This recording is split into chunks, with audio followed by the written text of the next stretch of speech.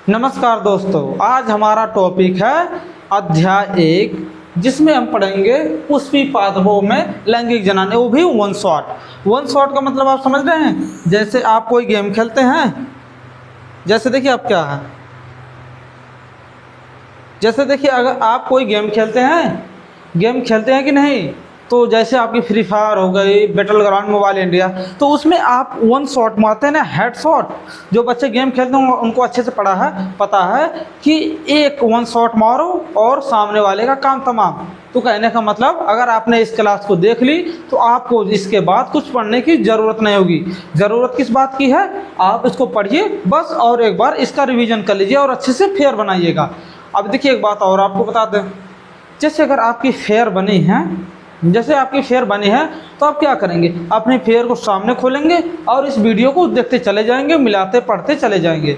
और जिन बच्चों ने अपनी फेयर नहीं बनाई है वो क्या करेंगे? देखते जाएंगे, लिखते जाएंगे, देखते जाएंगे, लिखते जाएंगे, बस। आप देखिए क्या है, पुष्प के बारे में कुछ जान लें। देखिए पुष्प का महत्व क्या है? पुष्प का महत्व है नई पीढ़ी, समझ लीजिए। जैसे देखिए जिस प्रजाति यानी जिस ग्रुप का ये पुष्प होगा, उस ग्रुप की आगे की पीढ़ी का निर्धारण यही पुष्प करता है। कहने का मतलब पुष्प हमारे जीवन में भी बहुत तरीके से महत्वपूर्ण है। जैसे देखिए अगर पुष्प नहीं होता, अगर एक टाइम के लिए हम मान लें कि पुष्प नहीं है, तो जानते हैं पुष्प से क्या हमारे लाभ होते हैं। जैसे देखिए मधुमक्खी होती है ना, मधुमक्खी शहद बनाती है किससे? पुष्पों से ही मधु निकाल के मधुमक्खी हमें मधु बनाती है, तो जिसका हम सेवन करते हैं। अब देखिए इसका तो हमारे जीवन में हो गया इसका उदाहरण। अब देखिए आप कभी कभी किसी की शादी विवाह में जाते हैं तो उसको गिफ्ट में भी देते होंगे फूल। तो आपसे मैं कहूँगा कि आप पुष्प को मत तोड़िएगा, क्योंकि देखिए अगली पीढ़ी का, ये अपने अगली पीढ़ी का एक ही सबसे बड़ा उत्तरदायित्व कारण होता है। अगर पुष्प नहीं होगा तो क्या होगा? क्या इसकी अगली पीढ़ी जाएगी? नहीं जाएगी। अगर आप इसका पुष्प नहीं होगा तो इसकी पीढ़ी अगली नहीं जाएगी। अब देखिए हमारा कुछ पुष्प के बारे में बस ओवरव्यू था। अब देखिए कितना सुंदर है, कितना सुंदर, आप देख रहे हैं ना, कितना सुंदर है। अभी देखिए ये फूल की सुंदरता भी मन को मोह लेती है। दुनिया में ऐसे ऐसे पुष्प हैं कि जो आपके मन को मुग्ध कर दे। उसकी सुगंध, उसके देखने का रूप, सब कुछ आपको मनमोहक लगेगा। अब देखिए क्या मैं आपसे क्वेश्चन करता हूँ कि दुनिया का सबसे बड़ा पुष्प कौन सा है? आपको कमेंट में लिख के बताना है। अब देखिए क्या है, पादपों का वर्गीकरण, यानी पादप को ही हम पौधे कहते हैं। आसान भाषा में आप समझिए, पादप को ही हम पौधे कहते हैं।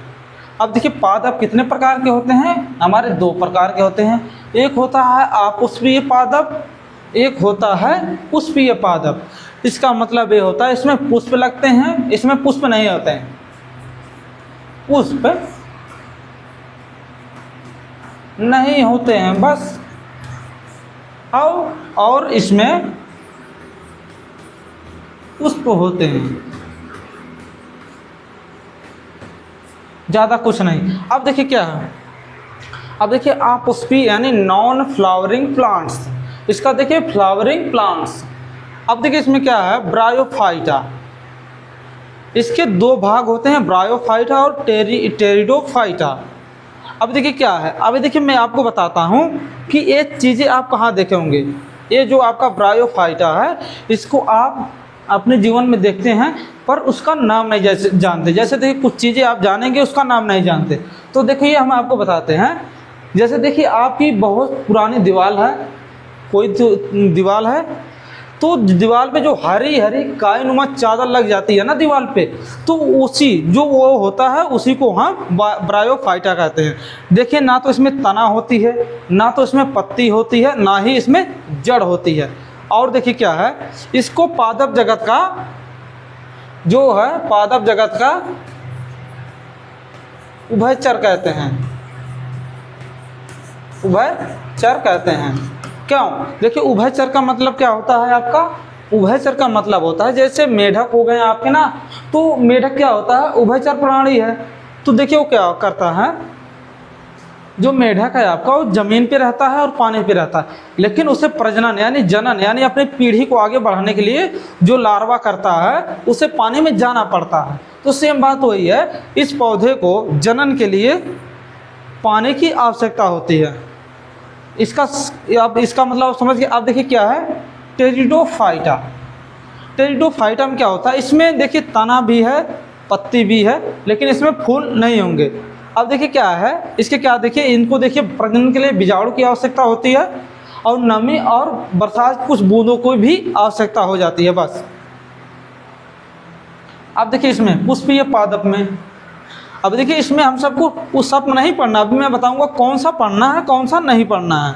इन सब के बारे में थोड़ा बहुत जानना जरूरी है, थोड़ा बेस मजबूत करना होता है ना। अब हमारा क्या है अनावृत बीजी।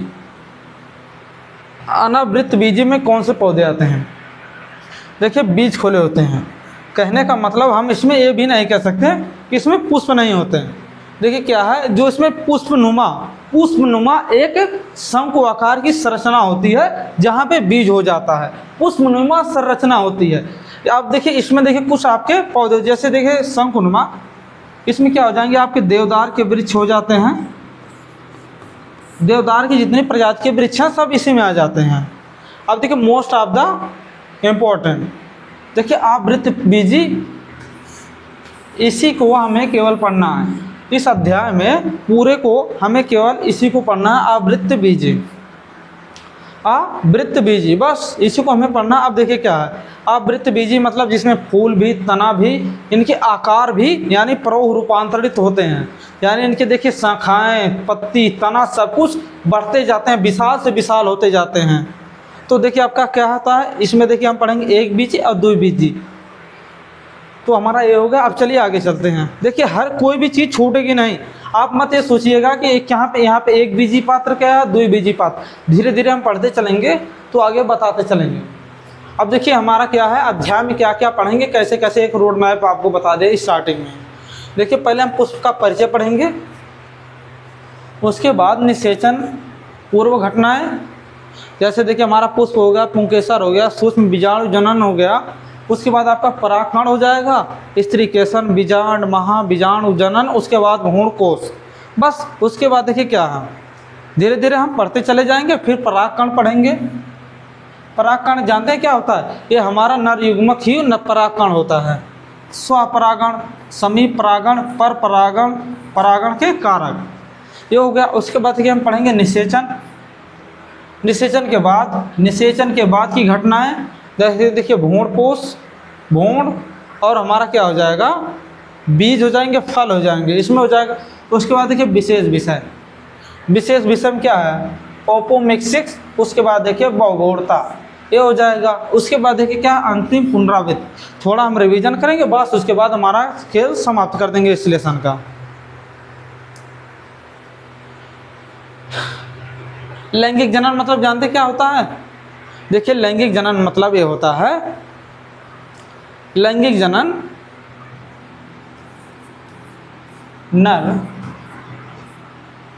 लैंगिक जनन मतलब ये होता है नर और मादा युग्मक के द्वारा ये संपन्न क्रिया होती है, जिसमें नर युग्मक और मादा युग्मक के गुणसूत्र के अनुसार संतान रहती है। समझ रहे हैं बात को, नर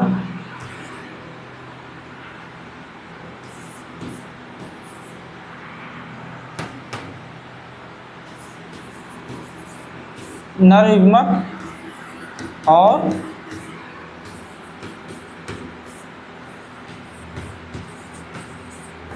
मादा युग्मक के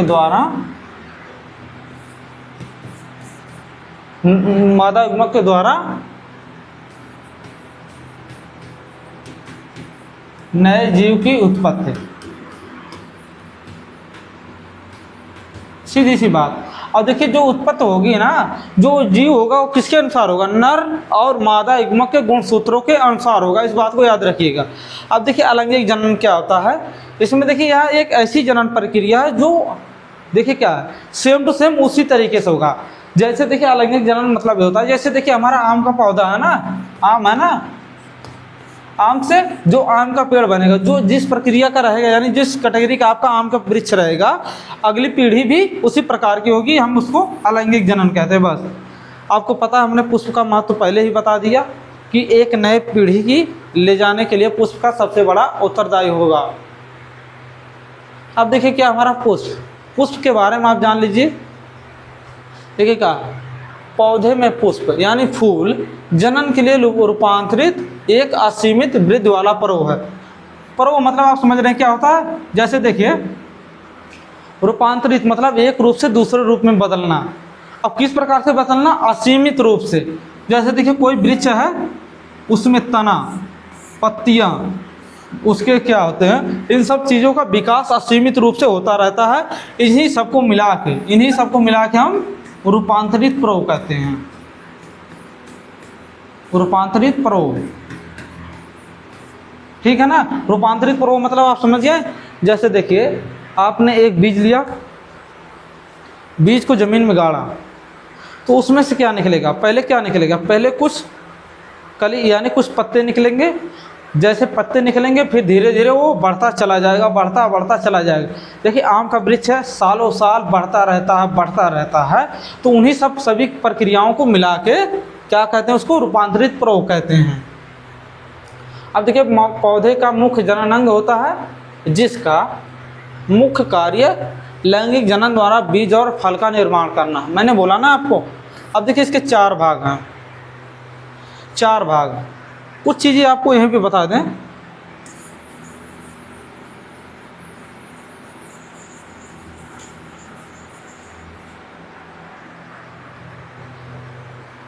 अब देखिए क्या होता है, पुष्प के 4 भाग होते हैं, बाह्यदल, दलपुंज या पुंकेसर और स्त्रीकेसर।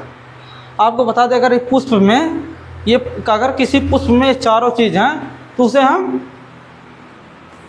पूर्ण पुष्प कहते हैं। इसको हम पूर्ण पुष्प कहते हैं। पूर्ण पुष्प, अगर इन चारों में से कोई एक चीज़ कम है तो उसको हम अपूर्ण पुष्प कहेंगे। बस ये सब चीज़ें आपको जाननी जरूरी है। अपूर्ण पुष्प कहते हैं। अब देखिए एक बात और है, आपको बता दें कि आपके किसी भी पुष्प में इस 4 अंग, 4 भाग सबसे ज़रूरी होते हैं, सबसे ज़रूरी। आप देखिए क्या है, जो ये हमारा बाह्यदल और दलपुंज है, इसको क्या कहते हैं, इसको कहते हैं सहायक।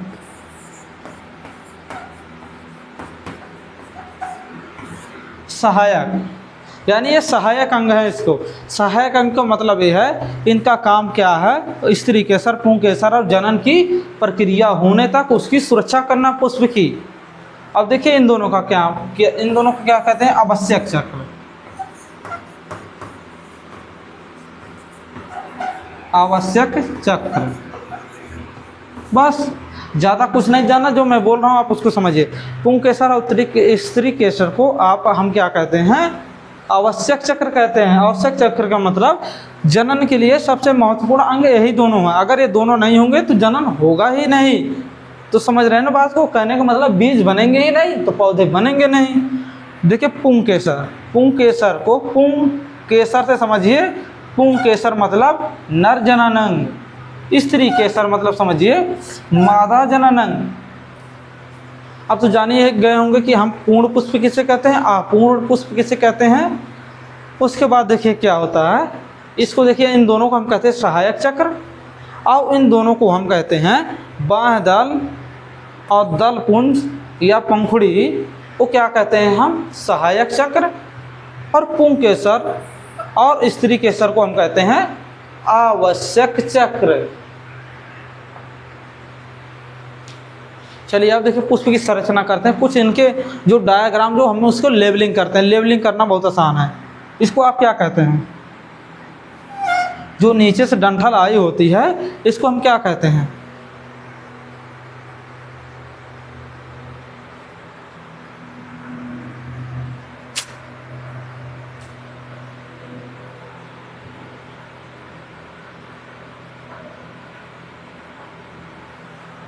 बस ज़्यादा कुछ नहीं। देखिए आप अगर कोई पुष्प लेंगे तो ध्यान से तोड़िएगा, थोड़ा नीचे से तोड़िएगा। आप देखिए हम चलते हैं। देखिए जो पुष्प के नीचे का भाग होता है इसे हम क्या कहते हैं, जो डंठल नुमा निकली होती है, नीचे से आई होती है, तो उसको हम कहते हैं पुष्प वृंत। पुष्प वृंत, पुष्प वृंत कहते हैं। बस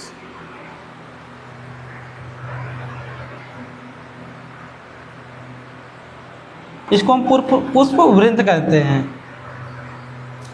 अब आप बताइए, जो ये चीज़, जो इसके ऊपर हल्की सी उठी हुई चीज़ होती है, आप पुष्प को लीजिएगा और उसको ध्यान से देखिएगा, जो चीज़ मैं कह रहा हूँ उस बात को ध्यान से समझिएगा। देखिए इस चीज़ को क्या कहते हैं, जो ये उठा हुआ भाग है इसको क्या कहते हैं, इसको कहते हैं पुष्पासन। पुष्पासन, इसको हम पुष्पासन कहते हैं। बस अब देखिए क्या बचा, कुछ चीज़ें उधर दर्शाएंगे, कुछ चीज़ें इधर दर्शाएंगे। अब देखिए क्या है, इसको क्या कहते हैं हम, जो ये हमारा पुष्प के नीचे हरा हरा भाग रहता है उसको हम क्या कहते हैं, इसको कहते हैं बाह्यदल। बाह्यदल कहते हैं ना, देखिए इसको हम कहते हैं बाह्यदल। अब देखिए ये बाह्यदल एक तो होता नहीं, कई होते हैं, कई सारे, तो हम बाह्यदल के समूह को क्या कहेंगे, बाह्यदल पुंज।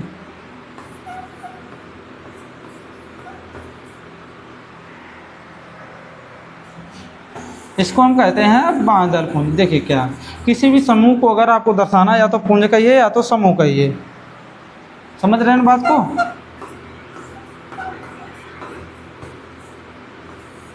बाह्यदल आपका पुंज हो गया नहीं। अब देखिए धीरे धीरे हम ऊपर चलते जाएंगे।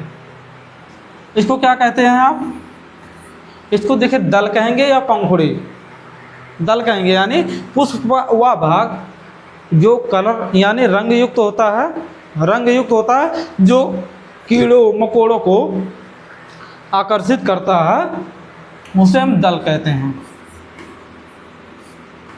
दल कहते हैं ना। अब देखिए दल इसमें कई हैं, 1 2 3 हो गए, कई सारे और भी होते हैं, क्योंकि इस तरीके से हमने काट के अलग कर दिया आधा भाग, तो कई समूह में होते हैं, तो दल पुंज हम कह दिए वहाँ पे। बस सीधी सी बात है, हो गया ना दल पुंज। अब देखिए क्या हमारा बचा, अब देखिए क्या है यहाँ पे, आपको सबसे इम्पोर्टेंट जानना है, इसको क्या कहते हैं हम, जो ये हमारा पीला वाला भाग है इसको हम क्या कहते हैं, क्या कहते हैं, परागकोश। परागकोश कहते हैं ना, परागकोश कहते हैं। अब देखिए इसको क्या कहते हैं, जो ये डंठल है, जो उससे जाके डंठल जुड़ी उसको हम पूतंतु कहते हैं, पूतंतु कहते हैं, ठीक है ना, उसको पूतंतु कहते हैं, सीधी सी बात है। अब देखिए क्या है, इन दोनों को मिला के क्या कहेंगे, इन दोनों को मिला के हम कहते हैं पुंकेसर।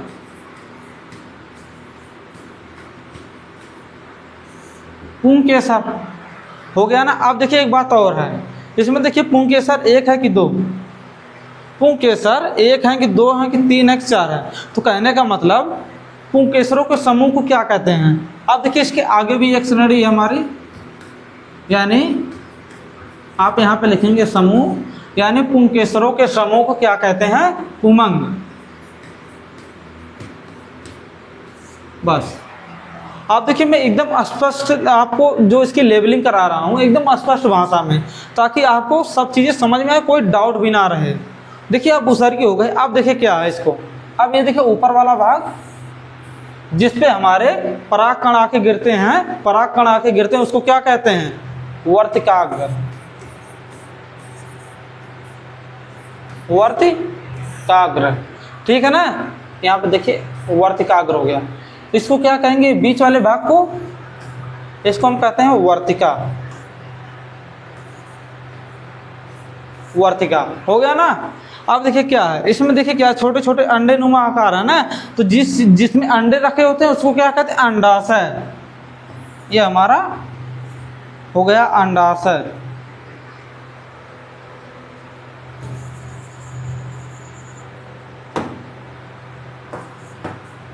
ये हमारा हो गया अंडाशय।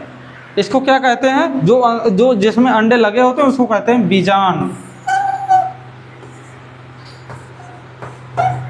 बीजांड बहुत आसान है। अब देखिए इन चारों को मिला के क्या,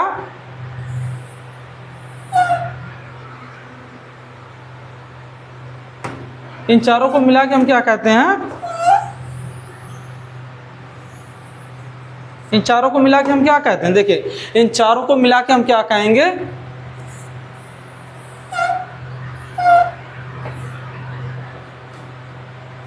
इन चारों को मिला के हम क्या कहते हैं, देखिए इसको क्या कहेंगे, इसको हम क्या कहेंगे, देखिए उधर पुंकेसर हो गया ना, तो हमारा स्त्री केसर हो गया।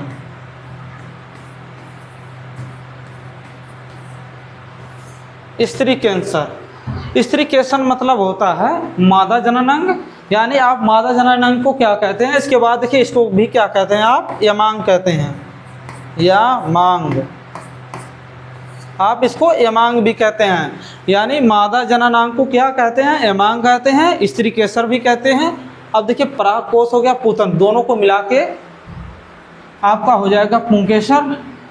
अब पुंकेसरों के समूह को क्या कहते हैं, पुमंग। अब देखिए एक बार हम फिर से इसकी करते हैं लेबलिंग, आपको अच्छे से याद है। जो देखिए जो पुष्प के नीचे वाला भाग होता है, जो जुड़ा होता है, जो नीचे से जहाँ से लगा होता है पुष्प, उसको क्या कहते हैं हम, पुष्प वृंत, यानी उस नीचे वाली डंठल को हम पुष्प वृंत कहते हैं। जो पुष्प के नीचे थोड़ा उभरा हुआ भाग होता है, हम उसको पुष्पासन कहते हैं, ठीक है ना। अब उसके ऊपर जैसे जैसे जाएंगे तो देखिएगा, पुष्प लीजिएगा, कोई भी पुष्प लीजिए, तो उसके चारों तरफ, यानी जो दल पंखुड़ियों को एक प्रकार से समझिए, जो पुष्प को बांधे रहते हैं, यानी जो पुष्प को सुरक्षित रखते हैं, नीचे हल्का सा हरा हरा छोटे छोटे होते हैं ना, तो उसको हम बाएं दल कहते हैं। और इनके समूह को हम क्या कहते हैं, बाएं दल पुंज। अब इसके ऊपर चलते हैं, तो पुष्प में हमेशा आपको कुछ रंग बिरंगे दिखती ही हैं। जैसे देखिए जो रंग बिरंगी चीज़ें दिखती हैं उसको क्या कहते हैं, दल। अब आपको पता है कि ये दल कई सारे होते हैं, तो दल यानी दलों के समूह को क्या कहेंगे, दलपुंज। सीधी सी बात। आप देखिए यहाँ से, इसको देखिए पीले वाला भाग को, ये हमारा है क्या, इसको कहते हैं परागकोश, ठीक है ना। उसके बाद देखिए इसको कहते हैं पूतंतु, यानी जिससे परागकोश जुड़ा होता है हम उसे पूतंतु कहते हैं। आप देखेंगे कि इन दोनों को मिला के क्या हो गया हमारा, पुंकेसर। इन दोनों को मिला के हो गया हमारा पुंकेसर। अब पुंकेसरों के समूह को हम पुमंग कहते हैं। पुमंग यानी हमारा क्या हो गया, पुमंग यानी हमारा हो गया मादा जननांग, मादा जननांग, ये हमारा हो जाएगा, ओ सॉरी वहाँ मादा नहीं होगा,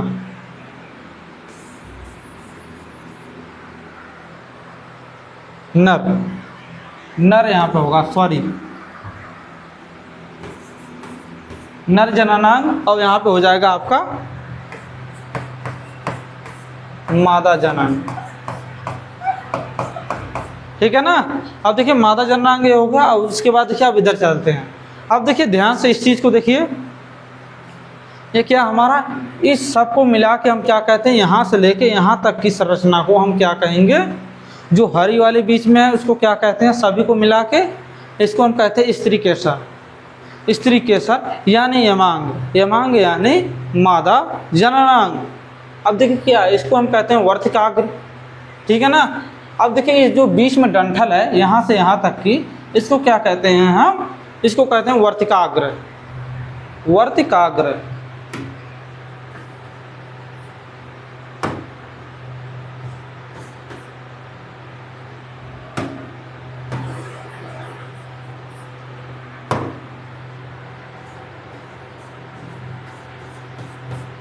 आपका हो गया वर्तिकाग्र। बस सिंपल सी बातें हैं।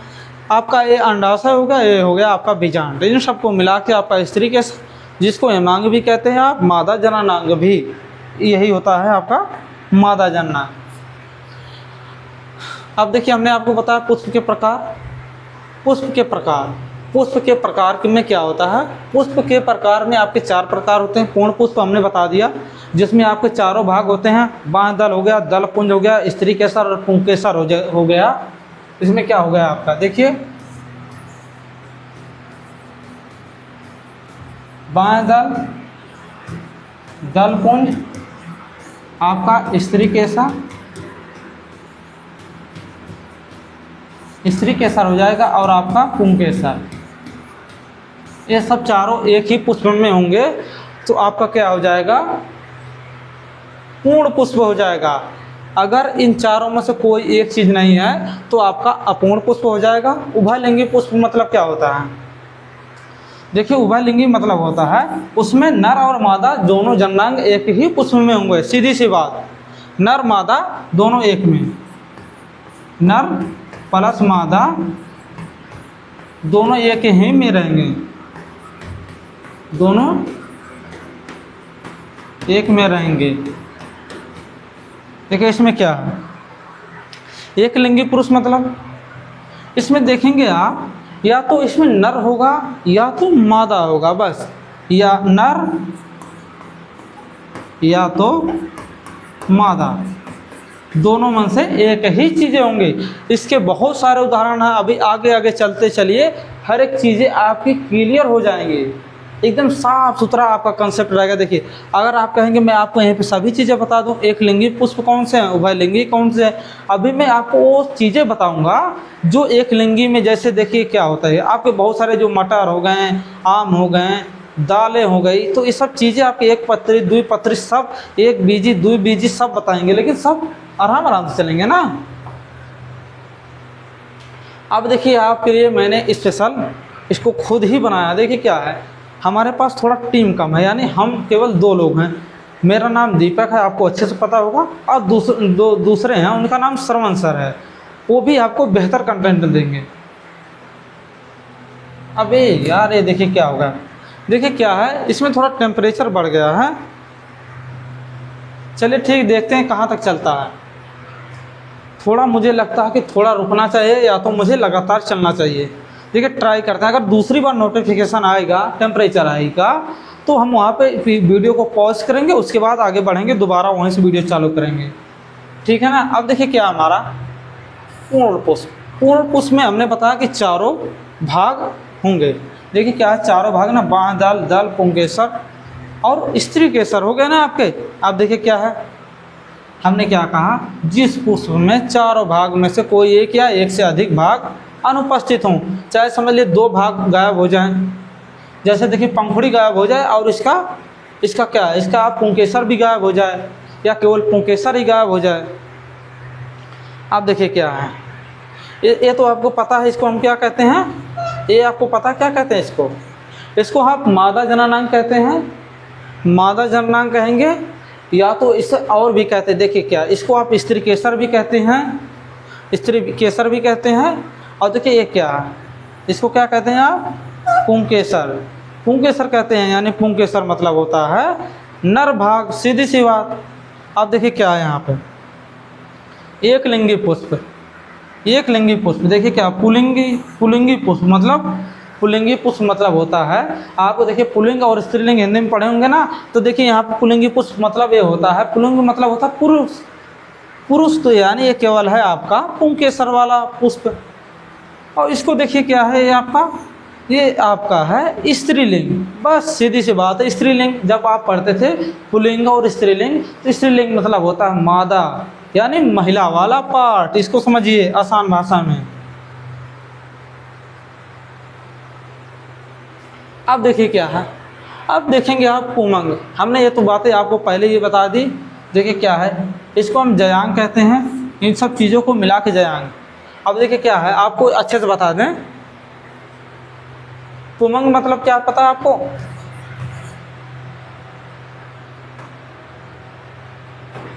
सही है, पुमंग, पुमंग में आपका क्या होगा, पुमंग में क्या होता है,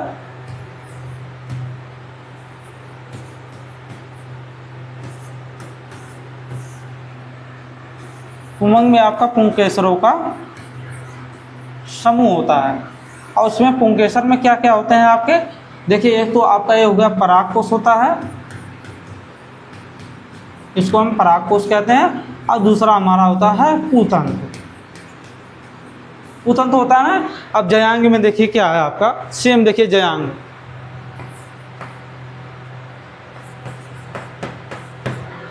जयांग में आपका देखिए क्या होता है, पहली बात तो स्त्री केसर होगा आपका, स्त्री केसर के बाद आपका क्या होता है, देखिए स्त्री कैसर बाद आपका क्या होगा, देखिए पहले क्या लिखेंगे हम, वर्तिकाग्र।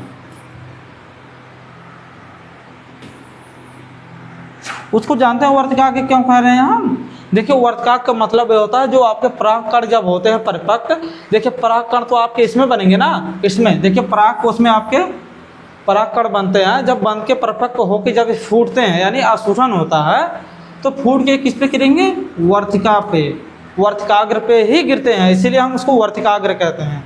काग्र मतलब ही होता है ग्रहण करना। वर्तिकाग्र हो गया आपका, इसको हम कहते हैं वर्तिका। वर्तिका किसको कहते हैं आप, फिर से देखिए क्या आपको बता दें, देखिए इस भाग को हम वर्तिका कहते हैं, इसको हम वर्तिकाग्र कहते हैं। तो यहाँ पे लिख दिया हमने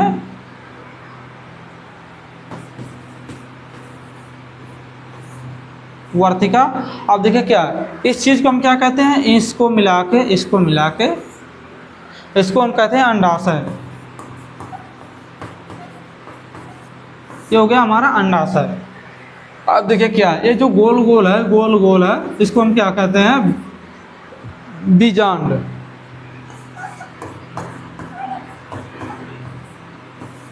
अब देखिए क्या होता है आपका इसी में दुनिषेचन त्रिसंलयन सब पूरी घटनाएं इसी में होती हैं। पराग नली यहाँ से बन के इसमें जाती है, अभी सब हम आगे आगे पढ़ते चलेंगे।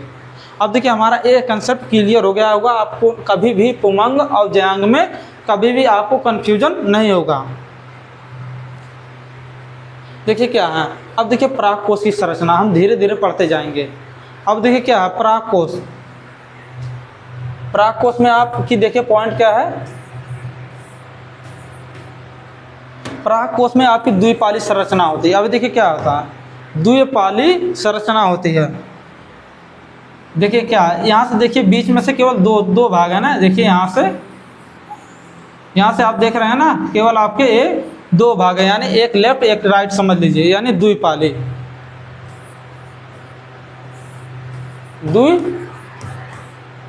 द्विपाली संरचना का ये आप वैसे ही लिख के आप सोच लीजिए, द्विपाली संरचना हो गई।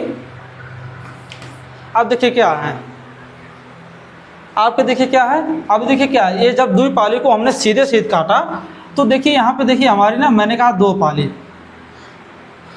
पाली कहा ना, तो आप समझिए एक पाली में कितने कोष्ठ है, यानी एक कोष्ठ ए है एक कोष्ठ ए है, यानी एक पाली में दो कोष्ठ, यानी दो पाली में चार कोष्ठ होते हैं। यानी अब लिखेंगे यहाँ पे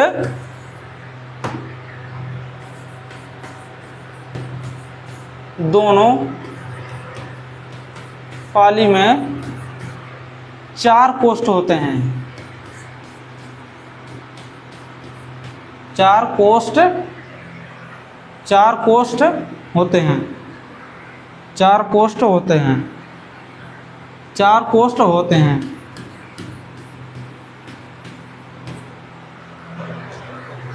कोष्ठ यानी चार कोष्ठ होते हैं, यानी देखिए क्या होता है, चार कोष्ठ के बाद यही आपके जो देखिए क्या है, एक कोष्ठ को क्या कहते हैं आप, एक कोष्ठ को क्या कहते हैं हम, एक लघु बीजाणु घानी। तो आपकी कितनी हो गई, चार लघु बीजाणु घानी होती हैं, चार लघु क्या है आपकी, लघु बीजाणु घानी।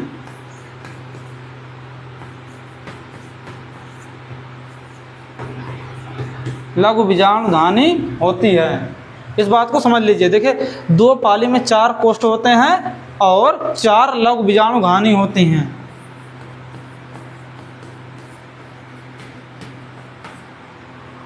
अब देखिए मैं फिर से आपको बता दूं, इस डंठल को क्या कहते हैं आप,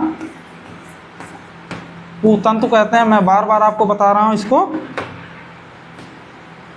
इसको पूतंतु कहते हैं, इस बात को याद रखिए, इसको पूतंतु, इसको परागकोश कहते हैं। देखिए ना परागकोश इसको कहते हैं, इसको हम परागकोश कहते हैं।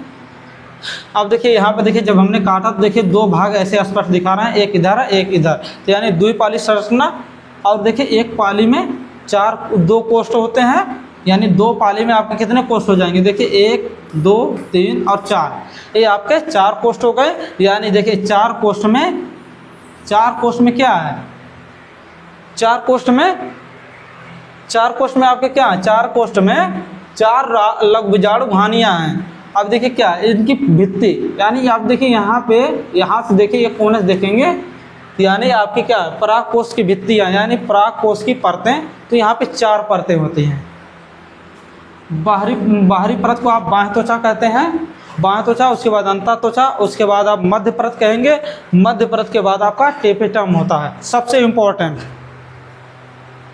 अब देखिए क्या पराग कोष की भित्ति, पराग कोष की भित्ति में मैंने आपको बताया क्या, बाह्य त्वचा। बाह्य त्वचा का काम क्या होता है, सुरक्षा करना, सीधी सी बात, बाह्य त्वचा। अब देखिए क्या यहाँ पे मैं बता दूं, ये देखिए आपका क्या है, बाह्य त्वचा यानी ऊपर की एक परत, समझ रहे हैं ना आप बात को। अब देखिए क्या है, ये आपकी अंतः त्वचा है। अंतः त्वचा मतलब बाह्य परत के बाद वाली त्वचा को आप अंतः परत कहते हैं। मध्य परत, मध्य परत का मतलब आप समझ रहे हैं, मध्य परत कम से कम आपकी 1 से लेकर 3 कोशिका की बनी होती है। मध्य परत आपकी 1 से लेकर 3 कोशिका की बनी होती है। और टेपेटम, टेपेटम का मतलब क्या होता है, ये सबसे अंदर की परत होती है, सबसे अंदर की परत। इसका मतलब क्या होता है, इसका काम क्या होता है, परागकणों को पोषण देना, उनका विकास करना, समझिए बात को। अब देखिए क्या है, ये जो है आपकी परत, जो ये हमारी मध्य परत है ना, ये नमी को सोखती है। अभी देखो नमी को सोखती है तो कहने का मतलब स्फुटन में सबसे ज़्यादा जरूरी है। बाह्य त्वचा, बाह्य त्वचा का काम क्या है, सुरक्षा। अब अंतः परत का क्या काम है, अंतः परत का काम है जो उसके आगे की 2 परतें हैं उन्हें सुरक्षा करना। और मध्य परत का काम क्या है, अब देखिए यहाँ पे हमने लिखा है, इसके कोशिका में रेशेदार मोटाई पाई जाती है जो परागकणों को निकलने में सहायक होती है। सीधी सी बात क्या होती है, परागकणों को निकलने, देखिए क्यों, अब देखिए क्या ये दोनों परत लगभग समय के साथ साथ समाप्त हो जाते हैं। जो ये सभी चीज़ें हैं ये समय के साथ साथ मतलब समाप्त होती जाएंगी, तभी ना परागकण इसमें से निकल के वर्तिकाग्र पे गिरेगा, समझिए बात को। सब चीज़ें धीरे धीरे समाप्त होती हैं इसमें की। पतली भित्ति वाली कई परतें जो पोषण एवं समर्थन प्रदान करती हैं, यानी मध्य परत क्या करती है, मध्य परत इसको पोषण देती है और ये परागकण को आपको पोषण और उसको विकास करती है। अब देखिए क्या हम इस क्लास को थोड़ी समय के लिए रोक रहे हैं, क्योंकि देखिए बार बार डिवाइस शीट का इंफॉर्मेशन आ रहा है, तो थोड़ा पॉज के बाद हम आते हैं फिर वापस। आपने दिक्कतें देखी होंगी कि इसकी हीटिंग प्रॉब्लम आ रही थी। अब चलिए देखिए, इसको तो मैं आपको पूरा समझा ही चुका था, फिर भी एक बार बता दूं। देखिए क्या है, जब इसको देखिए ये हमारी लघु बीजाणु घानी है। लघु बीजाणु घानी किसके अंदर होती है, किसके अंदर होती है, पराग कोष के अंदर होती है। एक पराग कोष में कितनी द्विपाली संरचना होती है, देखिए 2 पाली संरचना, एक इधर हो गई एक इधर हो गई। अब देखिए एक पाली संरचना के अंदर कितने कोष्ठ हैं, एक पाली संरचना के अंदर कितने, 2 कोष्ठ हैं। 2 कोष्ठ को ही हम क्या कहते हैं, लघु बीजाणु घानी, सीधी सी बात। अब देखिए इसकी बाह्य त्वचा के बारे में हमने आपको बताया, अंतः त्वचा और मध्य परत और टेपेटम। सबसे इम्पोर्टेंट देखिए इस पे हम पूरा पढ़ेंगे, इस पे कम से कम हम पढ़ेंगे इस वाले परत के बारे में, क्यों कम से कम हम पढ़ेंगे 10-15 मिनट, पूरे टोटली 15 मिनट। अब देखिए एक ओवरव्यू हमने दिया। सबसे बाहरी तो परत, देखिए जो बाहर परत होगी वो हमेशा समझना किसी भी चीज़ की परत होगी वो सुरक्षा देगी ही देगी। अब इसके कोशिका में रेशेदार मोटाई पाई जाती है जो परागकणों को निकालने में सहायक होती है। देखिए हमारी अंतः त्वचा के बारे में हो गया, जस्ट उसके बाद वाली त्वचा। अब देखिए मध्य परत, जो आपकी मध्य परत होती है ये लगभग 1 या 3 कोशिकाओं से मिलकर बनी होती है। और इसका काम क्या होता है, जो पोषण होता है इसके पास ये टेपेटम के पास ट्रांसफ़र कर देती है। तो टेपेटम क्या करता है, ये हमारे परागकणों को पालता है, आसान भाषा में समझिए, पालता है। पालने का मतलब उसको पोषण देता है, उसके विकास के हर एक प्रक्रिया में उसके साथ रहता है। अब देखिए क्या, लघु बीजाणु घानी, यानी हमने उसी चीज़ को अनुप्रस्थ काटने का मतलब होता है बीच बीच से काट के आधा अलग कर दिया। अब आधे के बारे में हम जानेंगे। देखिए बाह्य त्वचा आपको पता है, हमने बता ही दिया। बाह्य त्वचा का काम क्या है, बाह्य त्वचा का काम है आपके बाह्य त्वचा का काम क्या है, बाह्य त्वचा का काम क्या है, बाह्य त्वचा का काम क्या है? अरे यार क्या क्या क्लिक हो जाता है। बाह्य त्वचा का काम आप समझिए सुरक्षा, सुरक्षा आप समझ गए। अब देखिए अंता त्वचा का मतलब क्या होता है? अंता त्वचा, इसका काम आपको आपने पीछे पढ़ा है, रिश्तेदार होते हैं, ये जो आपके परागकण होते हैं उनको निकलने में सहायक होती है। अब मध्य परत कम से कम देखिए आपकी 2-3 यानी 2 कोशिकाओं की या 2-3 परत की होती है। और आपकी देखिए क्या है, ये होती है जो आपकी टेपेटम, मैंने आपको बताया ये मोस्ट ऑफ द इम्पोर्टेंट इसकी कोशिका परत होती है। देखिए क्या कोशिका मैं इसलिए बोल रहा हूँ, किसी भी जीव की संरचना में कई लाखों कोशिकाओं का योगदान होता है। अब देखिए लघु बीजाणु घानी, लघु बीजाणु, अब देखिए लघु बीजाणु ये होते हैं इसके अंदर के, आप समझ रहे हैं ना, ये जो हमारा है येलो येलो पार्ट, इसको हम लघु बीजाणु कहते हैं, लघु बीजाणु कहते हैं। ये हमारा देखिए संवहन, संवहनी गुच्छा है। और देखिए इन सबको मिला के, इन सबको टोटली, इस संरचना को टोटल मिला के इसको हम क्या कहते हैं? लघु बीजाणु घानी। अब देखिए क्या इसके आगे हम पढ़ेंगे लघु बीजाणु जनन, सभी चीज़ें एक एक स्टेप बाय स्टेप हम पढ़ते चलेंगे। अब देखिए क्या है, ये देखिए कुछ चीज़ें हैं जो आपको लिखना जरूरी है। देखिए क्या है, आवृत्त पौधों के परागकोश में, देखिए परागकोश में लघु बीजाणु घानी पाई जाती है। किसमें पाई जाएगी? लगभग 90% आवृत्त बीजी पौधों में आपको लघु बीजाणु घानी पाई जाएगी। इस बात को याद रखिएगा, लघु बीजाणु घानी पाई जाती है। आपको पता है एक समान द्विकोष्ठीय परागकोश में कुल 4 लघु बीजाणु घानियाँ होती है, वो भी हमने आपको पीछे बताया। उसके बाद देखिए क्या है, इसी संरचना के अंदर पराग कणों का निर्माण होता है। जो वहाँ पे आपने येलो येलो देखा वही सब चीज़ें पराग कण हैं। अब देखिए लघु बीजाणु घानी की भित्ति परत यानी वाल यानी परतें, यानी परतें, जैसे देखिए आपने देखिए चमड़ा है, ये देखिए क्या आपकी त्वचा है ना, इसको देखिए आप आसान भाषा में चमड़े भी बोलते हैं। तो देखिए जब इसको आप इसकी एक परत उधेरेंगे तो इसके नीचे क्या होगा? मांस होगी, मांस को भी आप उधेरेंगे तो उसके नीचे हड्डी, इसी तरीके से आप उसके अंदर तक जाएंगे। उसी का मतलब होता है भित्ति, मतलब होता है परत। अब देखिए इसके सबसे ऊपरी परत को आप क्या कहते हैं? एपिडर्मिस। और दूसरी परत को आप क्या कहते हैं? एथोथेसियम। अब देखिए क्या, वही जो हमने बाह्य त्वचा और अंत स्तर की त्वचा को पढ़ा वही सब चीज़ें हैं। अब देखिए आप बाह्य त्वचा का मतलब समझिए सबसे बाहरी सुरक्षात्मक परत है। और दूसरी हमारी परत क्या है? यह परागकोश के अस्फुटन में मदद करती है। मैंने आपको शुरुआत में बताया था, शुरुआत में ये सबसे ज़्यादा ज़रूरी है, क्योंकि अस्फुटन में क्यों ज़रूरी है? अभी देखिए मदद करती है। उसके बाद देखिए आप मध्य परत आपकी हो गई। मध्य परत आपको हमने बताया 1 से 3 परतों की बनी होती है और सुरक्षा का कार्य करती है, सीधी सी बात है, आपको हमने पीछे भी बताया है। और देखिए टेपेटम, टेपेटम क्या है? टेपेटम पोषक, इसका टेपेटम का हिंदी क्या होता है? पोषक, मतलब पोषक तत्वों से भरपूर, मत समझ लीजिए। इसका कार्य क्या है? विकसित हो रहे परागकणों को पोषण प्रदान करना, बस इतना सा ही बात थी इसमें।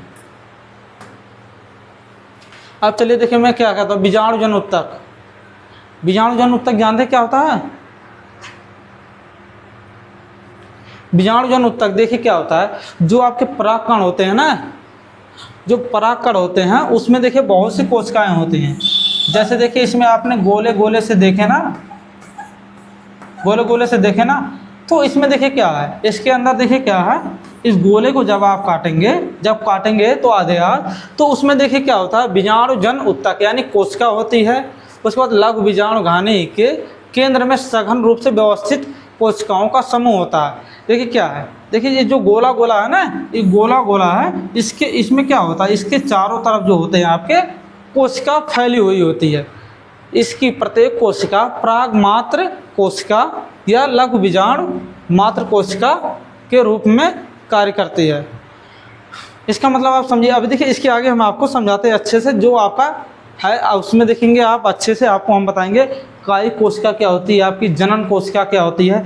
अब देखिए जो आपकी कायिक कोशिका है ना, वह लास्ट में चल के पराग नली ही बनती है। और जो आपकी जो जनन कोशिका होती है वही आपका जो होता है नर युग्मक होता है। अभी देखिए हम आपको धीरे धीरे सब स्टेप बाय स्टेप बता चलेंगे, जो चीज़ें आपको लिखनी है आप उसको लिखते चलिए, इसीलिए मैं आपको ये सब चीज़ें अभी पीछे मैंने आपको बताया था। देखिए क्या है लघु बीजाणु जनन, परिभाषा क्या है इसकी देखिए अच्छे से, पराग मात्र कोशिका में अर्धसूत्री विभाजन द्वारा लघु बीजाणु बनने की प्रक्रिया को लघु बीजाणु कहते हैं। एक पराग मात्र कोशिका यानी एक पराग मात्र कोशिका 2n अर्धसूत्री विभाजन द्वारा 4 अगुणित n लघु बीजाणु बनाती है, जो चतुष्क के रूप में जुड़े रहते हैं। अब देखिए क्या है इसमें पराग कोश जो होता है ना, पराग कोश के परिपक्व होने पर ये अलग होकर पराग कोण बन जाते हैं। अब देखिए क्या, अब देखिए हम आपको बताते हैं स्टेप बाय, जो चीज़ें आपको यहाँ पे नहीं समझ में आए अब देखिए हम आगे इसके इमेज से समझेंगे। अब देखिए क्या है, ये जो हमारी कोशिका होती है, देखिए पराग माता एक कोशिका होगी हमारा, इसका होता है 2n। जब ये खंडन होता है तो ये आपका हो जाएगा n और ये हो गया आपका n। अब देखिए जब इन सब का टूटेगा यानी जब ये आपके 4 भाग में टूटेंगे तो ये क्या होता है, ए भी n होगा, ए भी n होगा, ए भी n होगा और ए भी n होगा। अब देखिए क्या है, जब ये चीज़ें होता है, जब ये चौथे ट्रेड में जाएंगी तो ये सभी चीज़ें आपस में मिली रहती हैं ना कोशिकाओं से। अब जब ये परिपक्व होता है तो ये क्या होता है, आपके देखिए चारों अलग अलग हो जाते हैं, यही आपके परागकण बनेंगे आगे चल के। अब देखिए क्या, इसको आप सबसे ज़्यादा इम्पोर्टेंट देखिए क्या है, ये द्विगुण सूत्री 2n होते हैं पराग माता कोशिका, यानी इसको हम PMC कहते हैं, प्रथम अर्धसूत्री विभाजन। यानी पहली बार जब आप इसका विभाजन करेंगे तो ये आपका 2n है तो n हो जाता है, सीधी सी बात है। देखिए क्या है, कोशिकाओं का ही तो विभाजन होकर बन रहा है, एक पीढ़ी से दूसरी पीढ़ी तक जा रहे हैं आप धीरे धीरे। अब इसी तरीके से आप देखिए द्वितीय अर्धसूत्री विभाजन, अब आपका हुआ चतुर्थ, इसको ट्रेटेड का निर्माण। अब देखिए सूक्ष्म बीजाणु यानी हेल्पाइड। अभी देखिए इसके क्या है, आगे हम आपको इसको आसानी से बताएंगे क्या। देखिए अब इसको देखिए धीरे धीरे एक एक चीज़ें हम पढ़ते चले जाएंगे, आगे धीरे धीरे एक एक चीज़ें पढ़ते चले जाएंगे, समझ रहे हैं बात को। अभी मैं आपको ओवरव्यू दे रहा हूँ, जो टॉपिक आगे आने वाला है उसका पहले कुछ ओवरव्यू आपको देना पड़ता है, जिससे आपको आगे पढ़ने में थोड़ी सहायता हो जाएगी समझने में। हमने आपको बताया था ना जो टेपेटम का काम क्या है, देखिए वो उसको हम क्या कहते हैं, पोषकत्व कहते थे ना, वहाँ पे हिंदी में लिखा था पोषकत्व, यानी जो हमारे परागकण होते हैं उनके विकास में सबसे ज़्यादा उसी का भाग रहता है। अब देखिए क्या, टेपेटम परागकोश की लघु बीजाणु घानी की सबसे आंतरिक भित्ति परत है, सीधी सी बात, लघु बीजाणु घानी की सबसे आंतरिक भित्ति परत है। देखिए जब हमारा लघु बीजाणु घानी बना था, अभी देखिए कैसे 1 2 3 ये हो गया हमारा 4, यानी 4 परत थी, तो इसके अंदर हमारे गोले गोले से क्या थे, लघु बीजाणु यही थी ना। तो देखिए क्या, यही हमारी टेपेटम है, तो यानी सबसे अंतर की परत हो गई। तो उसके बाद देखिए कि क्या, ये सीधे बीजाणु जननी उत्तक या विकसित हो रहे परागकणों को घेर कर रखती है। तो देखिए क्या, जो इसके अंदर चीज़ें होती हैं क्या होते हैं, इसके अंदर देखिए आपके क्या होते हैं, कोशिका होती है, उत्तक को ही आप उस टिश्यू कहते हैं, यानी कोशिका, सीधी सी बात है। अब देखिए इसकी कोशिकाएं सामान्यता बहुकेंद्रीय, यानी बहुकेंद्रीय मतलब आप समझते हैं, बहुकेंद्रीय मतलब जिसके एक से अधिक केंद्र हों, बहुगुणिता दर्शाती हैं, क्योंकि इनमें देखिए क्या है, कैरियोकाइनेसिस यानी केंद्रक विभाजन होता है, यानी आप केंद्रक को ही आप तो देखिए क्या है, जैसे ये आपका केंद्र है, वहाँ पे आपने देखा देखिए क्या, ये हमारा 2n था ना, तो इसको जब हमने विभाजित किया तो कितने हो गए, ये हो गया n, ये हो गया n। इसी तरीके से हम केंद्रक को क्या करते हैं, लेकिन केंद्रक को विभाजन होता है, लेकिन क्या है देखिए, लेकिन किस चीज़ का नहीं विभाजन होता, देखिए क्या, साइटोकाइनेसिस नहीं विभाजित होता, इस बात को ध्यान रखिएगा, नहीं होता, केवल इसके केंद्रक का ही विभाजन होता है। देखिए इसका केंद्रक को क्या कहते हैं, कैरियोकाइनेसिस। ये आपके जब क्या होता है, उसमें जो आपके PYQRS क्वेश्चन आते हैं ना, तो उसमें आपका डायरेक्ट यही लिख के पूछेगा। इन शब्दों को आपको समझना, देखिए अगर आप फिजिक्स आप अगर बायोलॉजी पढ़ रहे हैं तो आपको इंग्लिश के वो शब्द भी याद रखने पड़ते हैं। जैसे देखिए टेपेटम का हिंदी में क्या कहते हैं, पोषकत्व कहते हैं। अब देखिए टेपेटम के प्रकार, देखिए क्या होता है, इसको भी जानना जरूरी है। देखिए ये क्या होता है, अमीबी या आप इसको प्लाज्मोडियल टेपेटम कहते हैं। अब देखिए इसमें क्या होता है, इसमें कोशिकाओं की भित्ति समय से पहले घुल जाती है, यानी समय से पहले ही इसमें घुल जाती है। सभी कोशिकाओं का जीव द्रव्य मिलकर एक प्लाज्मोडियम बनाता है। उसके बाद देखिए आपका दूसरा क्या है, स्रावी यानी ग्रांथिल टेपेटम। इसमें कोशिकाएं अपनी जगह पर इंटरैक्ट यानी अखंड रहती हैं।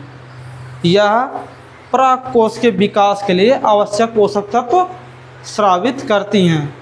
यह अधिकांश, देखिए इस बात को याद रखिएगा, यह अधिकांश आवृतबीजी पौधों में पाया जाता है। यानी जिस प्रकार के हमें पौधों को पढ़ना है, हमारे नज़र से सबसे ज़्यादा इम्पोर्टेंट इसी प्रकार का टेपेटम है। इस बात को याद रखिएगा, इसी टेपेटम को हमें केवल पढ़ना है इस अध्याय में। क्योंकि देखिए क्या यहाँ देखिए क्या लिखा है, आवृतबीजी पौधों, यानी केवल हमें आवृतबीजी पौधे के बारे में ही पढ़ना है। क्योंकि आवृतबीजी पौधों में ही लैंगिक जनन होता है। ये आपके एनसीईआरटी की मोस्ट इम्पोर्टेंट लाइन है, आवृतबीजी पौधों में लैंगिक जनन होता है। अब देखिए आवृतबीजी मतलब क्या होता है, आवृतबीजी मतलब होता है, क्या होता है, आवृतबीजी मतलब होता है जिनके बीज आवरण के अंदर ढके हों। जैसे देखिए आपका आम हो गया, आम है ना, आम देखिए आम के ऊपर क्या होता है, उसके अंदर बीज होता है ना, आम के ऊपर होती है आम के परत, उसके क्या होते हैं, सभी चीज़ें आवरण से वो ढकी होती है। अब देखिए लीजिए टेपेटम के प्रमुख कार्य, इन सब चीज़ों को आप अच्छे से लिखिएगा। जो समझाना था मैंने आपको समझा दिया। टेपेटम का कार्य क्या होता है, कहाँ होती है, आपने उसको अच्छे से देखा। जब हमने परागकोश को काटा, ऊपर से अनप्रस्थ काट की, तो उसमें देखिए द्विपाली संरचना थी। द्विपाली संरचना में चार कोष्ठीय संरचना थी। उसमें जो आपके चार कोष्ठ संरचना थी उसी को हम लघु बीजाणुघानी कहते हैं। जब हमने एक लघु बीजाणुघानी के एक किनारे से एक भाग को लिया यहाँ से, तो यहाँ पे हमने हर एक परत को धीरे धीरे देख के वहाँ में देखा कि टेपेटम सबसे अंदर की परत है। अब देखिए इसका प्रमुख कार्य क्या है, पोषक प्रदान करना सबसे ज़्यादा जरूरी। अब देखिए क्या है, स्पोरो, इसको देखिए क्या कहते हैं, स्पोरोपोलिन का निर्माण करती हैं।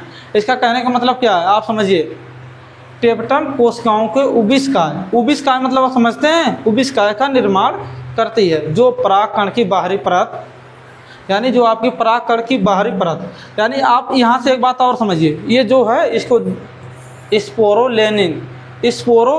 स्पोरोपोलिन, तो इसको जानते हैं क्या कहते हैं, ये देखो परागकण की बाहरी परत को कहते हैं।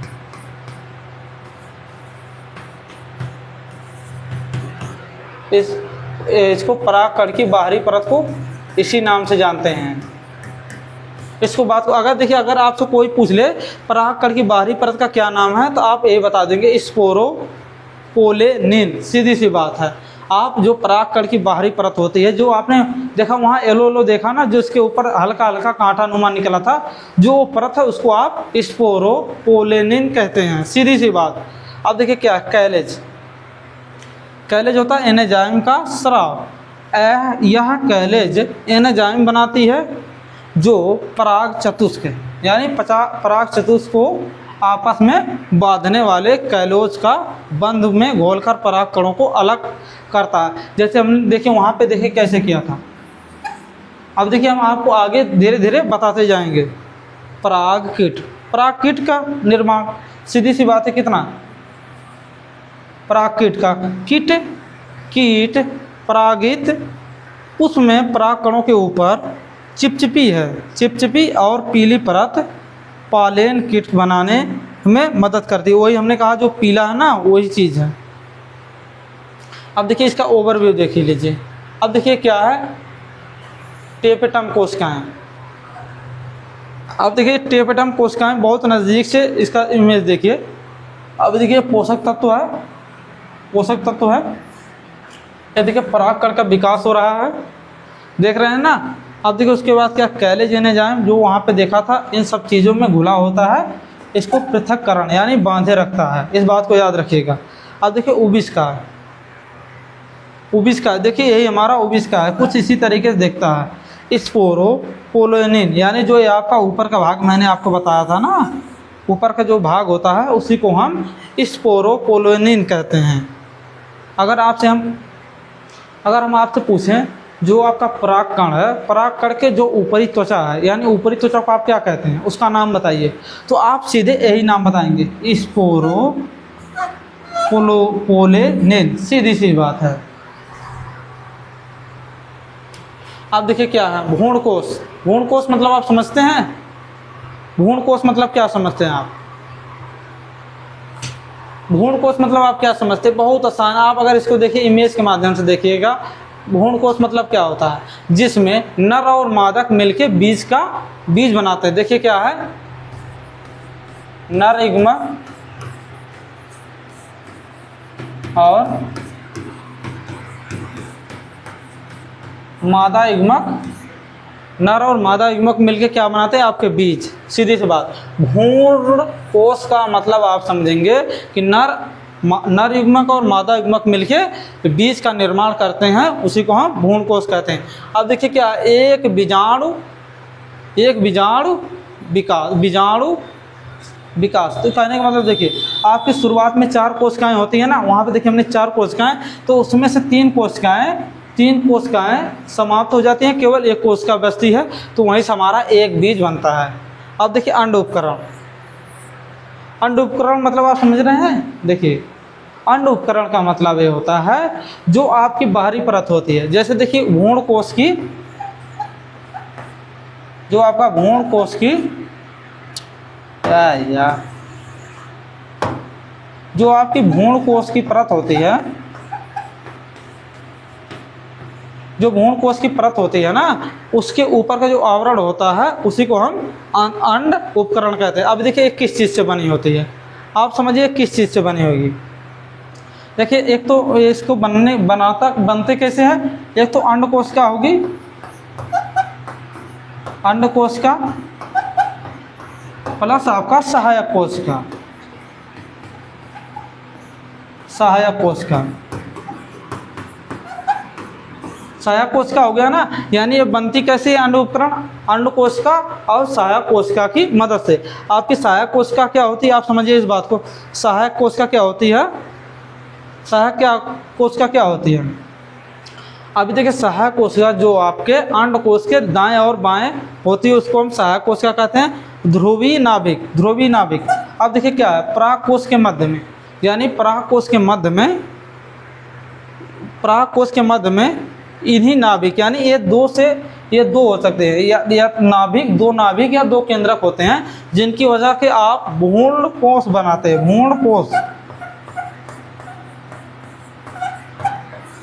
भ्रूणकोश बनते हैं, इस बात को याद रखिएगा। अब प्रतिपाद कोशिकाएं, आप ये समझ लीजिए। अब आगे चलते हैं, देखिए क्या है, पहले देखिए आपको कुछ समझा। देखिए आपको लघु बीजाणु पता है, जो उसमें एक छोटा गोला था, एक चीज़ को हमने लिया था, वहाँ पे जो येलो होता है, येलो सा पार्ट होता है, वहाँ पे हमने दिखाया था आपको, वो हमारा हो गया लघु बीजाणु। अब देखिए इसका जब हम विभाजन करते थे, विभाजन किया यानी 2 केंद्रक, देखिए एक केंद्रक ए है, एक केंद्रक ए, ये देखिए ऊपरी भाग है, ये निचली भाग, समझिए बात को। अब देखिए इसको हमने फिर 4 भाग में बांटा था, वहाँ पे देखिए जब ऊपर वाली श्रेणी थी। अब देखिए क्या, अष्टनाभिक, यहाँ पे देखिए आपके 8 नाभिक हो गए प्रतिपाद कोशिकाओं की वजह से, इस समझ लीजिए। अब देखिए ध्रुवीय नाभिक हो गया आपका, देखिए अंड उपकरण, और यहाँ पर हो गया अब देखिए प्रतिपाद कोशिका। आप धीरे धीरे जब आप जाएंगे तो आपकी हो गई भ्रूणकोश की संरचना। आप देखिए पूरा, आप देखिए स्टेप बाय स्टेप समझिए। पहले क्रम में यहाँ पे होगा, उसके बाद देखिए माइटोटिक विभाजन होगा, उसके बाद द्विनाभिक विभाजन होगा, इसी तरीके से विभाजन होते होते लास्ट में आपका भ्रूणकोश की संरचना हो जाएगी। अब देखिए क्या हमारा परागकण सबसे महत्वपूर्ण है परागकण, क्योंकि इन्हीं कणों की वजह से आपका देखिए क्या होता है, इन्हीं परागकणों की वजह से आपका ही तो जनन, उसमें देखिए पुष्पों का जनन होता है। अब देखिए इसको क्या कहते हैं, हमने बताया था आपको स्पोरोप्लोनिन, इसको हम कहते हैं स्पोरोप्लोनिन, ठीक है ना। इस पीले वाले आवरण को इसको क्या कहते हैं, अंकुरण छिद्र। अंकुरण छिद्र आप देख रहे हैं, इन्हीं अंकुरण छिद्र से आपकी पराग नली कहाँ जाती है, बीजांड में जाती है।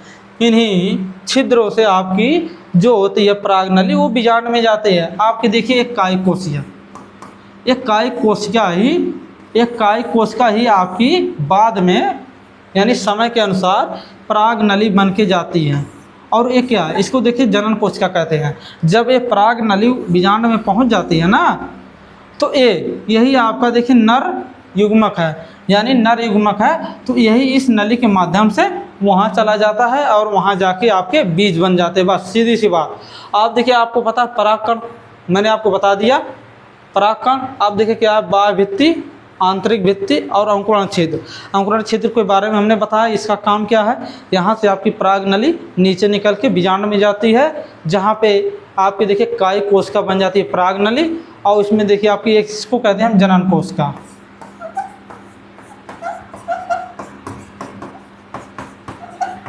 जनन कोशिका, क्योंकि देखिए ये हमारा परागकण है ना, हमने इसको भी क्या कहा, आधा आधा काट के बीच में से आपको देखिए पूरी जानकारी दे रहे हैं। देखिए इसको बाह्य भित्ति कहते हैं, इसको देखिए क्या कहते हैं, आंतरिक भित्ति, इसको देखिए अंकुरण छिद्र कहते हैं। हमने सभी चीज़ों को आपको अच्छे से बता दिया। अब देखिए क्या है, परागकण की कोशिकाएं, ये देखिए बहुत इंपॉर्टेंट है। परागकण की कोशिकाओं को ज़्यादा पढ़ना नहीं। अब देखिए हमने आपको कायिक कोशिका बता ही दिया, ये वाला जो भाग आपका कायिक कोशिका है। उसके बाद देखिए आपका जननीय कोशिका, यहाँ पे हो गई आपकी जननीय कोशिका। अंकुरण छिद्र के बारे में हमने बता दिया।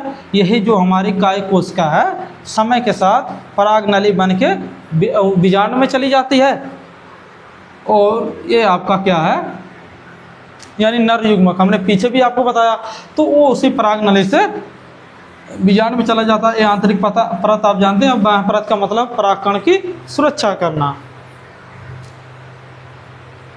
अब देखिए परागकणों के कारक, यानी कि परागकण जो आपके परागकण है कैसे दूसरे यानी जैसे देखिए परागकण को ले जाने के लिए कोई न कोई तरीका होगा। जैसे देखिए परागकण का मतलब आप क्या समझ रहे हैं, यही आपका समझ लीजिए एक प्रकार से नर समझ रहे हैं। नर जननांग की एक प्रक्रिया है जिसमें आपके जो परागकण बनते हैं वो स्त्री केसर पे जाके, यानी स्त्री केसर यानी वर्तिकाग्र पर जाके लगते हैं, यानी वहाँ पे टच होते हैं। तो वर्तिकाग्र उसे ग्रहण करे या ना करे वो उसके ऊपर है, क्योंकि वो पहचान करेगी ये मेरे ही जात या समाज का परागकण है या अन्य, या अगर अन्य का होगा तो उसको सीधी उसको ग्रहण नहीं करेगी। सीधी बात, आप समझिए बात को।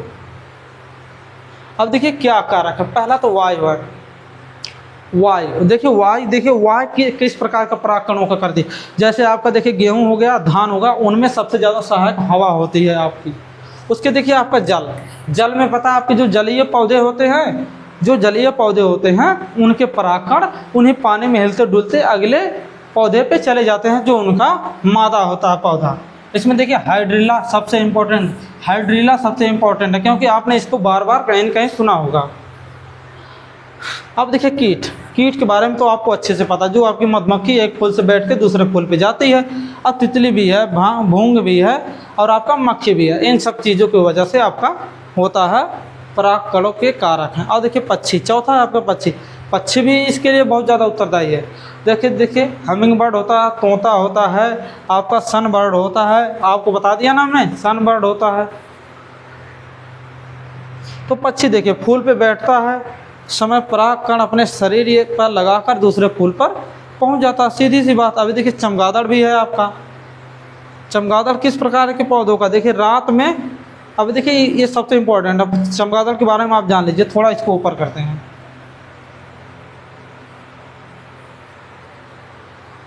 देखिए चमगादड़ रात के फूलों के मधु पीते हैं। ये देखिए इसका क्या है, एगवे कैक्टस।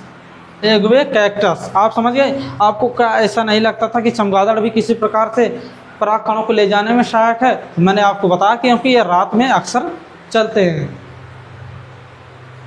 अब देखिए क्या है, परागकणों को बढ़ावा देने वाली युक्तियाँ। अब देखिए क्या है, पहली बात तो ये आपको फिर से एक बार बता दें, इसको पढ़ते कैसे वन शॉट को। देखिए इसको देखिए कम से कम देखिए वन शॉट का मतलब होता है इसमें इतने टॉपिक कवर कराए जाते हैं। जैसे देखिए एग्जाम के पॉइंट ऑफ व्यू से जो आपके एग्जाम में आने वाले हैं।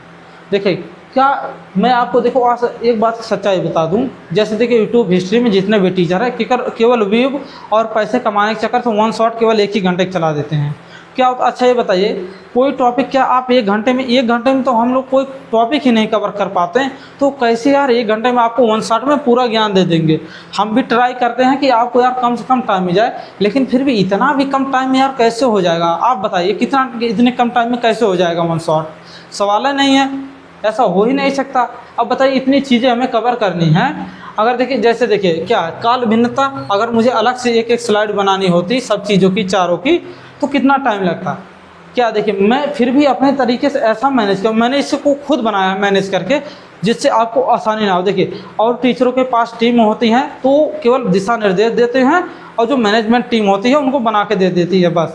देखिए हमारा क्या है, हम तो आपको देखिए एग्ज़ाम के पहले सभी मॉडल पेपर चेक करते हैं, उसमें देखिए उसके बाद हम रिसर्च करते हैं किन किन चीज़ों की सबसे ज़्यादा संभावनाएं हैं।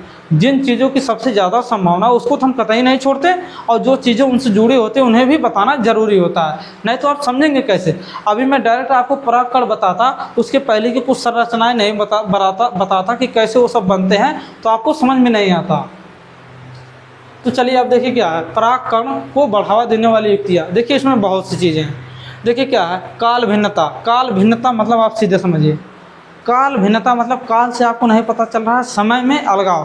देखिए क्या होता है कभी कभी पुष्प में जो आपके पुंकेसर और स्त्री केसर होते हैं ना, इनका टाइम जो विकास का अलग अलग होता है। अगर दोनों का अलग अलग हो जाएगा टाइम, तो इसके अनुसार आपका क्या होगा? अगर दोनों का अलग अलग टाइम हो गया विकास का, तो इसमें आप क्या कर सकते हैं? क्या आपका होगा अलग अलग समय होगा, तो आपके परिपक्व, जैसे देखिए क्या आपका देखिए पहले पुंकेसन मान लीजिए परिपक्व हो गया, आपका स्त्रीकेसन नहीं हुआ, तो इस स्थिति में आपका क्या होगा? देखिए एक ही पुष्प परिपक्व होने का समय अलग अलग होता, ठीक है। स्थान भिन्नता। स्थान भिन्नता का मतलब जो आपका समय, स्थान भिन्नता का मतलब होता है देखिए समय। स्थान मतलब क्या होता है? एक स्थान से दूसरे, यानी एक ही पुष्प में देखिए आपका देखिए क्या ये हमारे क्या है, ये क्या है हमारा, इसको कहते हैं हम पुंकेसर, ये हमारा स्त्री केसर है। इन दोनों के बीच की दूरी ज़्यादा है, तो क्या परागकण उसके ऊपर जाएंगे? नहीं जाएंगे। अब देखिए क्या होता है स्वपरागण की संभावना कम हो जाती है, यानी ये अपने आप से परागण नहीं कर पाएंगे, तो इनका परागण होगा कैसे? देखिए क्या इनका परागण होने के लिए कोई जैसे हमने बताया परागण के कारक क्या होते हैं। देखिए या तो हवा के द्वारा होंगे, या तो जल के द्वारा होंगे, या तो कीट के द्वारा, या तो पक्षी के द्वारा। मैंने बताया अगर ये दूर दूर है तो क्या होगा इनका परागण वही सभी चारों कारक पांचों कारक में से कोई न कोई उत्तरदायी होगा। अब देखिए स्व असंगत परागण। स्व असंगत परागण का मतलब समझ रहे हैं? इसमें देखिए संगत और असंगत दोनों हैं। देखिए आपको हम बताएं, जैसे देखिए ये पुष्प है आपका गुलाब का है ना पुष्प। अगर इस पर देखिए अगर इस पर हम गुड़हल के परागण डाल देंगे, तो क्या इसको ये एक्सेप्ट करेगा? नहीं करेगा, क्योंकि इसे भी पता है कि इसके अंडे क्या हैं। जैसे देखिए पक्षियों, जैसे देखिए हमारी माँ को पता ना हमारा बच्चा कैसा, क्या वो दूसरे बच्चे को पालेंगी? नहीं। देखिए ऐसा क्या होता है पहचान जाएंगी कि मेरा बच्चा नहीं है, इस बात को समझिए। यही बात सेम यहाँ पे है। अगर देखिए कोई असंगत परागकण आ गया, तो उसको ये स्वतः ही एक्सेप्ट नहीं करती, और सेम उसी प्रकार से अगर इसके जात समूह का है तो इसको एक्सेप्ट कर लेती है। तो देखिए ऐसी स्थिति में बहुत सी स्थितियां बनती है। अगर देखिए परागकण जो आपका स्वस्थ भी नहीं होगा, तब भी उसे जो आपका होता है उसे भी निष्कासित कर दिया जाता है। तो देखिए नरबाध्यता मतलब आप समझ रहे हैं? देखिए पौधे के परागकोश कार्य नहीं करते हैं। जैसे देखिए परागकोश कार्य नहीं करते, परागण नहीं बनते, जिसमें स्वपरागण की संभावना समाप्त हो जाती है। समझ रहे हैं बात को? जैसे नरबाध्यता मतलब जिसमें नर ही ना हो। समझ रहे हैं बात को? नरबाध्यता मतलब नर की क्षमता ही समाप्त हो गई हो। अब देखिए सबसे इम्पोर्टेंट है इन सभी चीज़ों में आपको एग्जाम्पल देखना। देखिए आपका सूरजमुखी है काल भिन्नता वाला, सिंघाड़ा हो गया, आपका होगा अड़हुल और कनेर हो गया ना। उसी तरीके से आप देखेंगे इसमें देखिए स्थान भिन्नता में गुड़हल, चमेली, सूरजमुखी, मटर आदि। समझ रहे हैं बात को? अब देखिए इसमें देखिए क्या होता है, स्वसंगत, सरसों, गोभी, तंबाकू, चुकंदर। देख रहे हैं ना इस बात को। अब देखिए इसमें क्या हो गया हमारा, मक्का हो जाएगा, सूरजमुखी हो जाएगा, कपास हो जाएगा, इसी तरीके से आपके बहुत से एग्जाम्पल हैं। आप देखिए लिखेंगे कैसे इसे, देखिए ये सब आप चीज़ें एक ही पेज में लिखेंगे। पहले देखिए ऊपर डालेंगे परागकण की बढ़ावा देने वाली युक्तियाँ, तो उसके अंदर हेडिंग एक डालेंगे काल भिन्नता। आप इस चीज़ को लिखेंगे और क्या लिखेंगे, देखिए इस चीज़ में लिखेंगे, इस चीज़ को लिखेंगे यानी परिभाषा लिखेंगे। उसके बाद आप एग्जाम्पल लिख लेंगे ताकि आपको आसानी से समझ में आ जाए। उसी तरीके से आप स्थान भिन्नता वाला लिखेंगे, उसकी परिभाषा, उसके बाद आप इसके एग्जाम्पल लिखेंगे। बस सीधी सी बात है।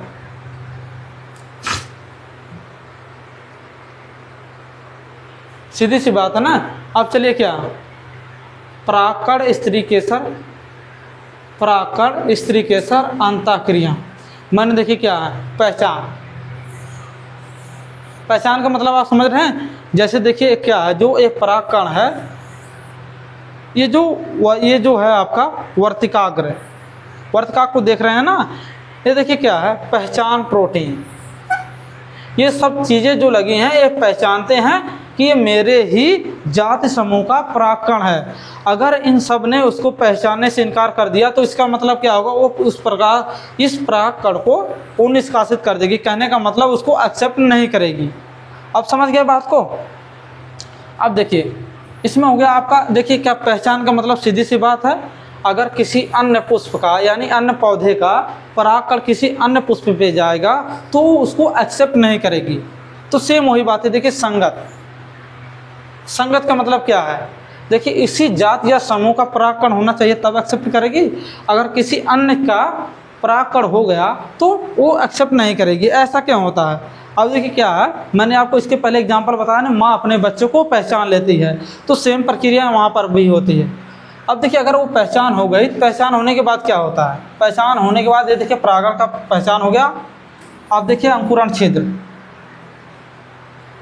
अंकुरण छिद्र में जो आपकी इसके अंदर काय कोशिका होती है ना, वो समय के साथ पराग नली बन के आपके बीजांड में चली जाती है यानी अंडकोश में चली जाती है।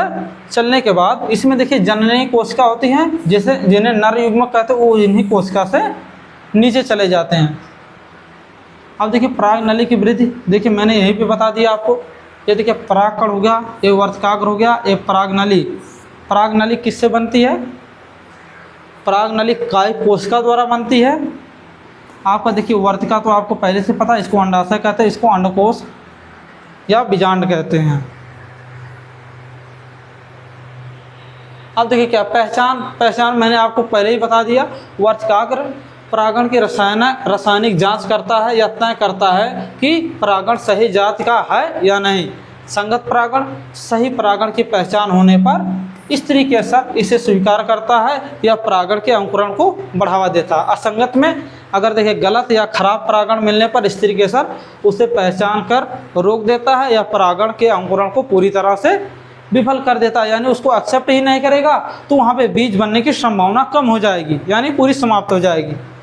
अब देखिए क्या आपका परागकण अंकुरण, परागकण अंकुरण तो बहुत आसान है। अब देखिए क्या परागकण अंकुरण में क्या कहते हैं आप, संगत परागण वर्तिकाग्र के पानी और पोषक तत्वों को सोखता है या अंताचोल यानी इंटाइन एक पराग नली के रूप में बाहर निकलता है।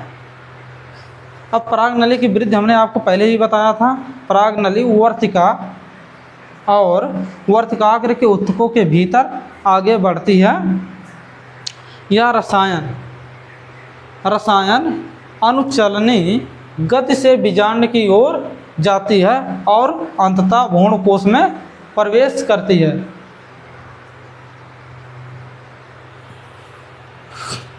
द्विनिषेचन मतलब समझिए, आप बताते हैं।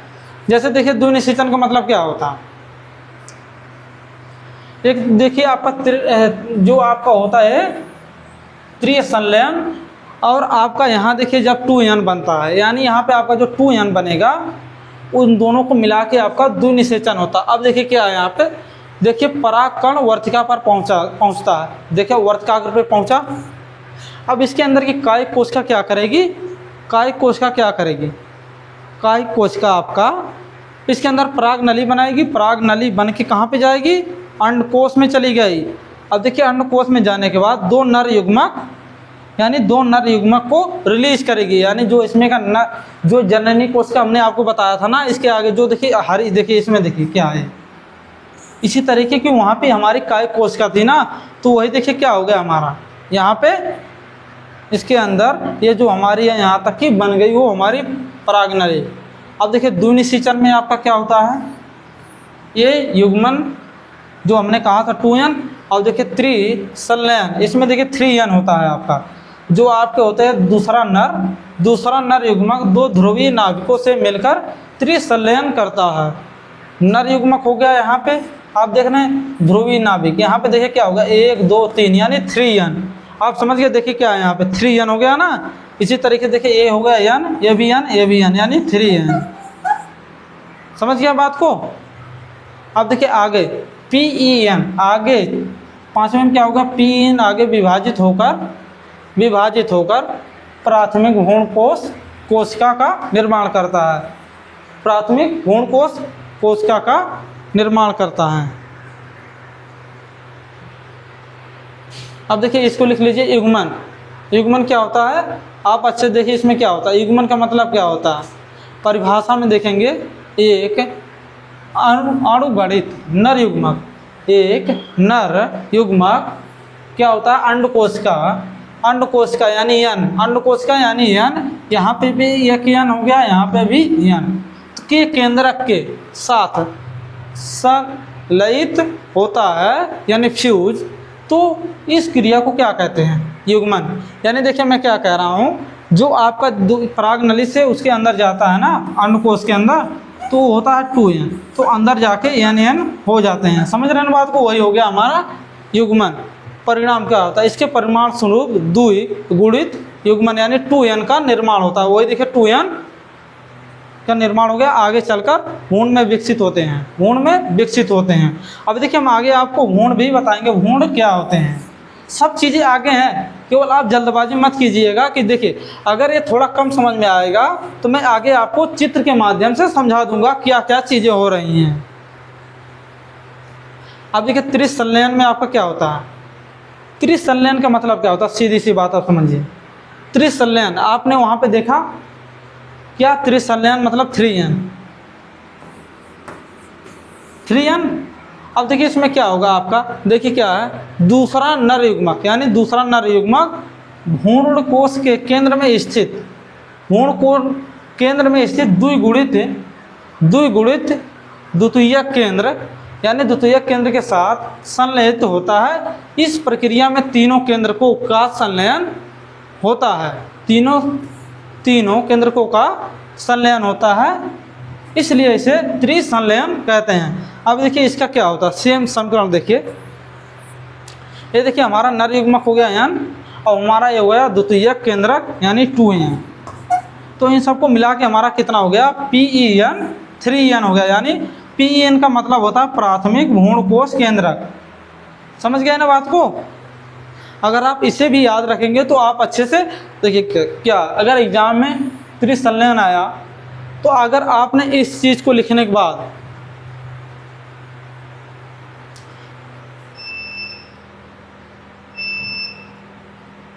जैसे देखिए आपने अगर परिभाषा लिख दी इसकी, तो अगर ये आपने समीकरण लिख दिया, देखिए समीकरण को कुछ याद करने की ज़रूरत है ही नहीं, क्योंकि देखिए क्या है, पहले आपको लिखना है n सीधे लिखना और 2n लिखना, और इस तरीके से करके आप 3n लिख देना, केवल यहाँ पे पेन लिख देना बस। तो देखिए समझ लीजिए बस क्या n + 2n, एरो का निशान मारिए 3n PEN, बस इतना लिख देंगे तो वो एग्जामिनर जो है आपका समझ जाएगा आसानी से। अब देखिए क्या है, प्राथमिक भ्रूणकोश केंद्रक, प्राथमिक भ्रूणकोश केंद्रक आपको पता, मैंने आपको बताया 3n यानी युग्मक और आपका कितना होता है, द्विकेंद्रीय, यानी आप समझिए n + 2n आपका 3n हो रहा था ना, तो आप समझिए इस बात को। अब देखिए वही चीज़ें यहाँ पे लिखी है, त्रिसंलयन के फलस्वरूप बनने वाले, आप देखिए इस बात को ध्यान रखिएगा, इसके क्या है, भ्रूणपोष केंद्रक है ना, इस बात को ध्यान रखिएगा। भ्रूणपोष केंद्रक है ना। अभी देखिए इसके आगे देखिए क्या हो जाएगा, यहाँ पे देखिए केंद्रक की जगह उत्तक हो जाएगा, सीधी सी बात, सिर्फ थोड़ा सा अंतर है। इसके आगे जो जो ये चीज़ है आगे किस तरीके से बदल जाती है, जो आपका 3n है वो आपका आगे भ्रूणपोष केंद्रक की जगह आपका देखिए क्या बदलेगी, आगे आपको बताएंगे। देखिए गुणता क्या है, या त्रिगुणित यानी 3n होता है कार्य, या आगे विभाजित होकर भ्रूणपोष बनाता है, जो विकसित होकर भ्रूण को पोषण प्रदान करता है, भ्रूण को पोषण प्रदान करता है।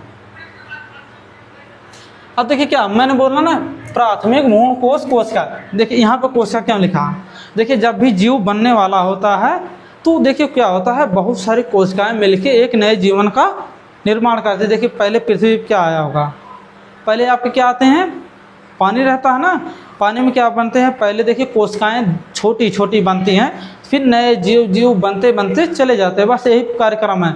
इसलिए देखिए क्या है, यहाँ पे देखिए कोशिका इसीलिए लिखा गया प्राथमिक भ्रूणपोष कोशिका यानी PEC, इस बात को याद रखिएगा।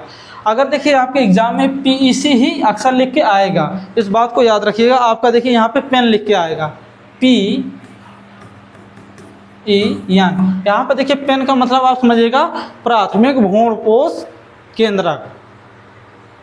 अब देखिए जो O है यानी जो ये आपका केंद्रक है, ये आगे चल के आपका कोशिका बदल गया, बस सीधी सी बात है। अब देखिए त्रिसंलयन के पूरा होने के बाद भ्रूण कोश को की केंद्रीय कोशिका बदलकर प्राथमिक भ्रूण कोशिका कहलाती है, सीधी बात। अब देखिए जब बदल जाएगी क्या हो जाएगा आपका, ये आपका हो जाता है कोशिका। देखिए सब चीज़ें वही है, लास्ट में एक वर्ड जुड़ गया कोशिका, और इसकी वजह से आपका हो गया PEC, यानी पहले ये था PEN, अब बदल के हो गया PEC। समझ गए बात को, बस वही चीज़ें हैं। आप देखिए अब कुछ इसमें विशेषता देख लीजिए। इसके भीतर प्राथमिक भ्रूणपोष केंद्रक यानी PEN, वही ना हमने बोला PEN 3n स्थित होता है ना। इसके बाद आप देखिए क्या कहते हैं, यह कोशिका विभाजित होकर, यानी यह कोशिका विभाजित होकर भ्रूणपोष उत्तक का निर्माण करती है।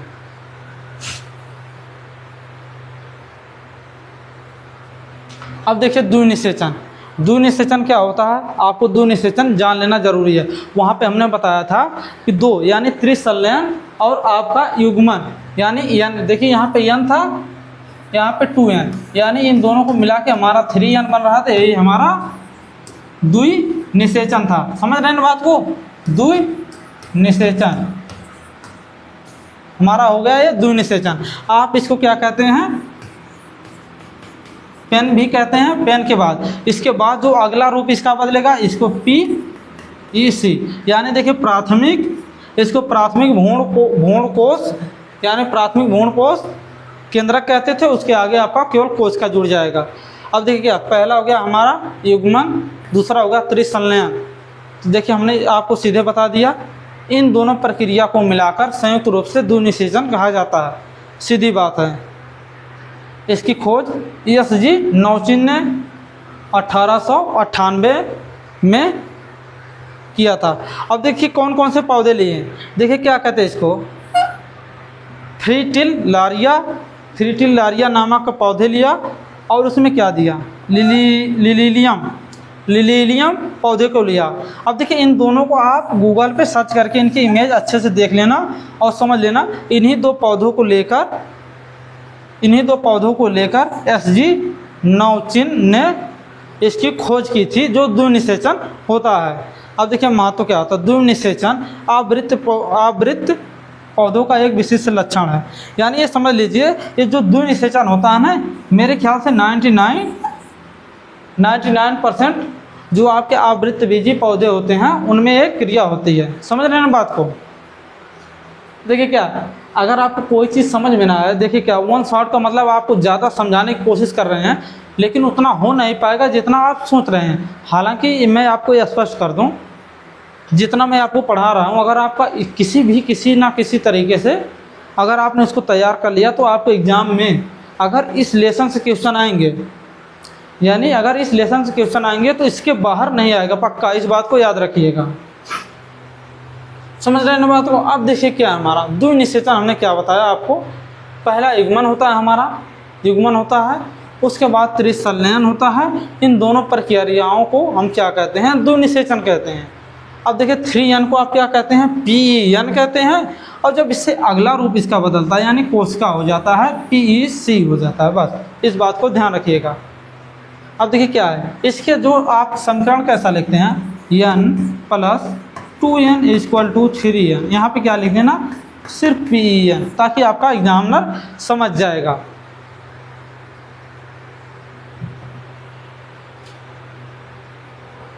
थोड़ा देर इसको देखिए इमेज को, और इसको अच्छे से आप स्क्रीनशॉट लीजिए।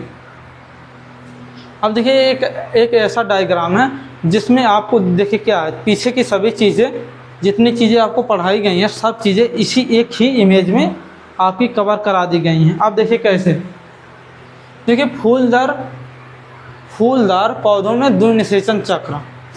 द्विनिषेचन चक्र क्या होता है, युग्मन होता है ना, प्लस आपका त्रिसंलयन यानी n + 2n, यही ना होता है हमारा, यानी द्विनिषेचन हम इसे कहते हैं।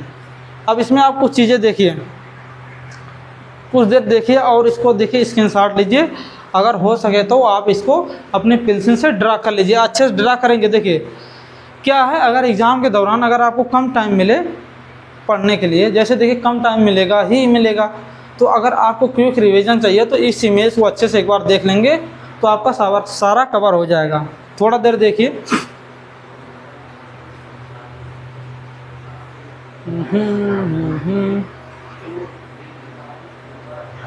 देखिए कोई चीज़ इसमें छूटा नहीं है, कोई भी चीज़ इसमें छूटा नहीं है। चलिए अब शुरू करते हैं। देखिए क्या है हमारा, यहाँ पे देख रहे हैं आप, देखिए एक स्टेप बाय स्टेप चलते हैं। ये देखिए हमारा क्या है, पुंकेसर, ये हमारा स्त्री केसर, ये हमारा क्या है, अंडाशय। यहाँ देखिए ये हमारा अंडाशय है, और देखिए हमारा अंडाणु है, इस बात को याद रखिएगा। उसके बाद देखिए क्या है हमारा, ये देखिए कमल का जो है हमारा फूल होता है।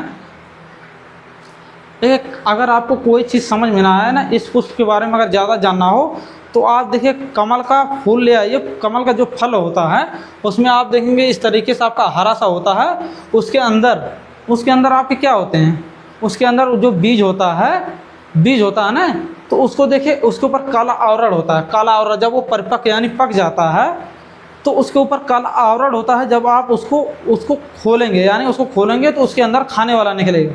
लेकिन क्या है, उसको खाने वाला होता है तो उसके बीज से भी खोलेंगे। अगर उसको बिना खोले खाएंगे, उसमें देखिए हरा सा छोटा चीज़ होता है, जो हरा चीज़ उसके अंदर होता है उसी को हम भ्रूण कहते हैं। इस बात को याद रखिएगा। अब देखिए मैं आपको बता दूं, अगर इस चैप्टर को आपको अच्छे समझना है तो आप कहीं ना कहीं से कमल के फल को मंगाइए। कमल के फल को मंगाएंगे तो उसमें से एक परागकण निकालेंगे, ठीक है ना, आप एक परागकण निकालेंगे, उसके ऊपर देखिए काला आवरण होगा। अगर वो पका होगा तो काला आवरण होगा, तो उसको आप खोलिएगा, यानी काला भूरा होगा। भूरा बोलिए या काला बोलिए, दोनों लगभग एक ही बात है। तो जब आप उसे खोलेंगे, जब उसको आप ओपन करेंगे ना, यानी उसको काला आवरण हटाएंगे, तो आपका क्या होगा, देखिए जब काला आवरण आप हटाएंगे ना, तो कुछ ज़्यादा नहीं होगा उसमें, तो उसके अंदर खाने वाले चीज़ होंगे जिसको आप डायरेक्ट खाएंगे बिना। देखिए उसके अंदर जब आप खोलेंगे तो उसके अंदर भी द्विपालिक यानी दो बीज, यानी एक लेफ्ट पार्ट होता है, एक राइट पार्ट। जब आप अगर उसे खोलेंगे नहीं, अगर डायरेक्ट खोले बिना खाएंगे, तो जो उसके अंदर भ्रूण होता है वो तीखा लगता है, तीखा लगेगा। तो आप उस भ्रूण को भी वहाँ पे देख लेंगे, भ्रूण क्या होता है और आपका जो परागकण क्या होता है, आप अच्छे से समझ जाएंगे। तो उसके बाद देखिए क्या हमारा परागकण द्विकोशिका हो गया। अब देखिए परागकण 3 कोशिका हो गया। धीरे धीरे परागकण की संख्या बढ़ती जाएगी ना। उसके बाद देखिए क्या युग्मनज, उसके बाद देखिए प्राथमिक नाभिक क्रिया हो जाएगी हमारी त्रिगुणित। उसके बाद देखिए क्या होगा हमारा भ्रूण। मैंने भ्रूण आपको बताया ना, देखिए वो हरा सा चीज़ उसी में होता है। अब देखिए बीजावरण, बीज के चारों तरफ का ये आवरण है। उसके बाद देखिए क्या है, जो ये आपका भ्रूण है समय के साथ आएगा आगे, यानी ऊपर आएगा ऊपर आने के बाद देखिए आपके देखिए इसमें दो पत्तियां छपी है, क्यों? यह क्योंकि यह द्विबीजपत्री बीज है। देखिए द्विबीजपत्री का मतलब ये होता है जब ये पौधे में से जब आपकी कली निकलेगी तो वो हमेशा दो पत्तियों के साथ निकलेगी, इस बात को ध्यान रखिएगा। ये आपका हो गया बीज। उसके बाद देखिए आप धीरे धीरे पढ़ते चले जाएंगे तो आपका देखिए सूक्ष्म बीजाणु चतुष्ट्रेटेड और आपका सूक्ष्म बीजाणु धीरे धीरे आपका फिर यही आपका कार्यक्रम लगातार चलता रहता है, यानी ये कभी ना रुकने वाला कार्यक्रम है। ये जो प्रक्रिया है ना ये कभी भी रुकती नहीं है, ये लगातार चलती ही रहती है। आप इसको अच्छे से स्क्रीनशॉट लीजिए, क्योंकि जितना आपने अब तक पढ़ा है सबका निचोड़ यहीं पे है।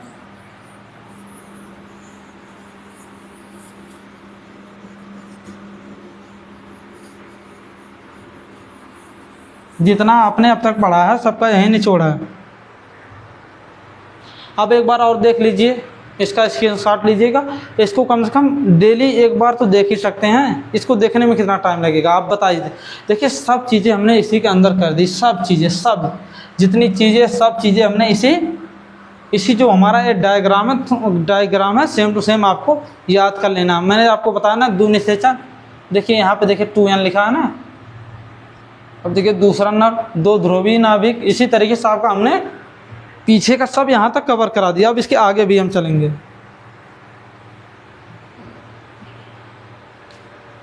अब देखिए भ्रूणपोष सबसे इम्पोर्टेंट है। भ्रूणपोष क्या होता है? यह बीज के, या देखिए क्या लिखा है, यह बीज के भीतर भ्रूण के पास संग्रहित भोजन उत्तक होता है। यानी ये देखिए ये कोशिका है, यानी ये जो भ्रूणपोष के चारों तरफ की कोशिका है उसी को हम भ्रूणपोष कहते हैं, जो इस भ्रूणपोष को पोषक तत्व प्रदान करती है। जैसे देखिए इसका विकास में देखिए ये तो अंकुरित होगा ना समय के साथ, जब आप इसको अंकुरित करेंगे तो आपका ये देखिए बीज आवरण है। आप यहाँ पे समझ गए भ्रूणपोष, सीधी सी बात। हर एक चीज़, कोई चीज़ें आपकी छोटी, देखिए जब मैं पीछे आपको भ्रूणपोष की बार बार बात कर रहा हूँगा तो आपको कंफ्यूज हो रहा था कि भ्रूणपोष होता क्या है। अब देखिए आप समझ जाइए। देखिए हमने आपको भ्रूण बता दिया, जो आप कमल का बीज लाएंगे तो उसके अंदर जब देखिए काला या भूरा आवरण होगा तो आप उसको खोलिएगा। खोलने के बाद फिर से उस बीज को खोलिएगा दो तरफ, तो उसके अंदर एक हरा पार्ट होता है। अगर उसको बिना निकाले खाएंगे तो आप खा ही नहीं पाएंगे, इस बात को याद रखिएगा, खा नहीं पाएंगे, इस बात को याद रखिएगा, बहुत तीखा लगता है। अब देखिए क्या होता है, ये हमारा त्रिसंलयन होता है इसी में, और हमारा क्या होता है त्रिसंलयन आपको बताया हमने ना, n + 2n = 3n PEN, यही ना हमने बताया था आपको। बस देखिए कुछ चीज़ें ऐसे, ये तो आप सभी ऐसे इमेज ही देख के आप सभी को याद हो जाना चाहिए तो क्या क्या हो रहा। अब देखिए क्या प्राथमिक भ्रूणकोश यानी 3n हो गया हमारा। 3n के बाद क्या होगा पेन, यानी पेन का मतलब क्या समझ रहे हैं आप? पेन का मतलब होता है, समझ लीजिए, जो आपका भ्रूणपोष का केंद्रक। अब देखिए केंद्रक का विभाजन होगा, क्रमागत विभाजनों में बढ़ते जाएंगे, बहुत से विभाजन होंगे। कमल में क्या एक ही बीज होता, आप देखेंगे जिसको कवलगट्टा आसान भाषा में बोलते हैं, जो गांव की भाषा में उसको कवलगट्ट बोलते हैं। अब देखिए क्या इसका देखिए क्या होगा, विकास होगा धीरे धीरे, देखिए कितना विकास होगा। अब देखिए परिपक्व भ्रूणपोष यहाँ पे देखिए 4 स्टेप के बाद 5वां स्टेप में आपका कंप्लीट होगा। समझ गए ना बात को? अब देखिए इसका कार्य भी जानना जरूरी है। जो ये हमारा भ्रूणपोष है इसको जानना भी जरूरी है, इसका काम क्या है जानना जरूरी है कि नहीं? अब देखिए क्या भोजन का संग्रह करती है, यानी जो ये आपका भ्रूणपोष है भोजन का संग्रह कब तक क्यों करती है? भ्रूण को पालने के लिए, आसान भाषा में समझिए, भ्रूण को पालने के लिए ये भोजन का संग्रह करती है, सीधा सी बात है। अब देखिए क्या है, यह कार्बन, प्रोटीन, वसा, विटामिन आदि के रूप में भोजन संग्रहित करती है। भ्रूण के विकास में सहायक, सीधी सी बात है। देखिए शुरुआती में कभी कभी आप चने को लिए हैं, फ्रिज में अगर आप रखेंगे उसको भिगो के तो वहाँ पे अंकुरित हो जाता है। वो उसको एनर्जी कहाँ से मिलती है? उसको एनर्जी कहाँ से मिलती है? जो अंकुरन निकलता है उसको एनर्जी जानते हैं कहाँ से मिलती है? इसी भ्रूणपोष से ही उसको भोजन मिलता है। अब देखो बीजों के आकार को प्रदान करना, देखिए क्या है, अब देखिए इसी की वजह से जो इसमें भरा होगा, जितना इसमें भरा होगा भ्रूणपोष, यानी जितनी कोशिका होगी भ्रूणपोष की उतना बड़ा बीज होगा, सीधी सी बात। सुरक्षा प्रदान करना। ये सुरक्षा किसे प्रदान करता है? ये भ्रूण को ही सुरक्षा प्रदान करता है, यानी इसको ही सुरक्षा प्रदान करेगा। अभी देखो किसी बीज को लेंगे, पटकेंगे आप 2-4 बार, अच्छे से नहीं टूटेगा। पहली बात तो देखिए इसका आवरण भी इसको रक्षा करता है, उसके अंदर आपका भ्रूणपोष हो जाता है, उसको रक्षा करता है।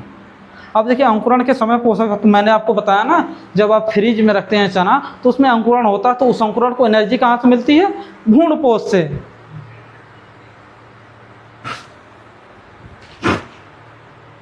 भ्रूणपोष को आप अच्छे से समझ लीजिए। भ्रूणपोष को मैंने आपको बताया कि जो कोशिका के रूप में जो हमारे भ्रूण के चारों तरफ होता है उसको हम भ्रूणपोष कहते हैं। देखिए क्या होता है, आवृतबीजी पौधों में त्रिसंलयन के परिणाम स्वरूप बनने वाला विशेष पोषक उत्तक ही भ्रूणपोष होता है। देखिए जो हमारा N+2N होता है, यही आगे चल के आपका भ्रूणपोष बन जाता है। मैंने आपको बोला ना, प्राथमिक भ्रूणपोष केंद्रक, प्राथमिक भ्रूणपोष कोशिका, यही चीज़ें हमारी बात को जाके यही हमारा बन जाता है भ्रूणपोष। इस बात को याद रखिएगा। उत्पत्ति क्या है? प्राथमिक भ्रूणपोष केंद्रक, यानी देखिए हमने देखिए कैसे पढ़ा था, PEN बराबर, यानी हमने इसको PEC कर दिया था ना, इसके बाद हमारा हो जाता है भ्रूणपोष कोशिका। सीधी सी बात, समझ लीजिए इस बात को। अब देखिए क्या मुख्य उद्देश्य क्या है इसका, मुख्य उद्देश्य भी जानना है ना। तो क्या करता है, जो आपके भ्रूण होते हैं ना, बीज के अंदर जो भ्रूण होता है उसको एनर्जी, उसको पोषण देता है, उसको सुरक्षा करता है, वही सब चीज़ें एक काम करता है। अब चलिए देखिए भ्रूणपोष का विकास। भ्रूण का विकास शुरू होने से पहले भ्रूणपोष का विकास होना शुरू हो जाता है। देखिए क्या है, देखिए बच्चे को जन्म लेने से पहले क्या होता है, पहले उसके चारों तरफ का आवरण तैयार होगा, तभी नहीं जाके बच्चा उसमें तैयार होता है। तो पहले हम उसका आवरण तैयार, देखिए घर आप बनाते हैं तो पहले रहने के लिए घर बनाएंगे कि पहले जाके बिना घर बनाए ही रहेंगे, तो पहले आपको घर बनाना पड़ता है। तो वही समझ लीजिए कि जो आपका भ्रूणपोष का विकास होता है भ्रूण से पहले होना चाहिए। विकास के तरीक़ों के आधार पर भ्रूणपोष 3 प्रकार के होते हैं। आपको देखिए केंद्रीय भ्रूणपोष यानी PEN मतलब क्या होता है? प्राथमिक भ्रूणपोष का केंद्रक। समसूत्री विभाजन होता है, लेकिन कोशिका भित्ति का निर्माण तुरंत नहीं होता। इससे बहुत सारे स्वतंत्र केंद्रक बन जाते हैं। बाद में परिधि के केंद्र की और कोशिका भित्ति बनाती है। उदाहरण आपके देखिए केंद्रीय भ्रूणकोष के कौन कौन से उदाहरण, ये सबसे इम्पोर्टेंट है। अब देखिए आपका मक्का हो गया, गेहूँ हो गया, सूरजमुखी हो गया, नारियल का पानी। समझ गए बात को? अब देखिए हमारा क्या है, कोशिकीय भ्रूणपोष। कोशिकीय भ्रूणपोष यानी देखिए PEN का मतलब आप समझिए,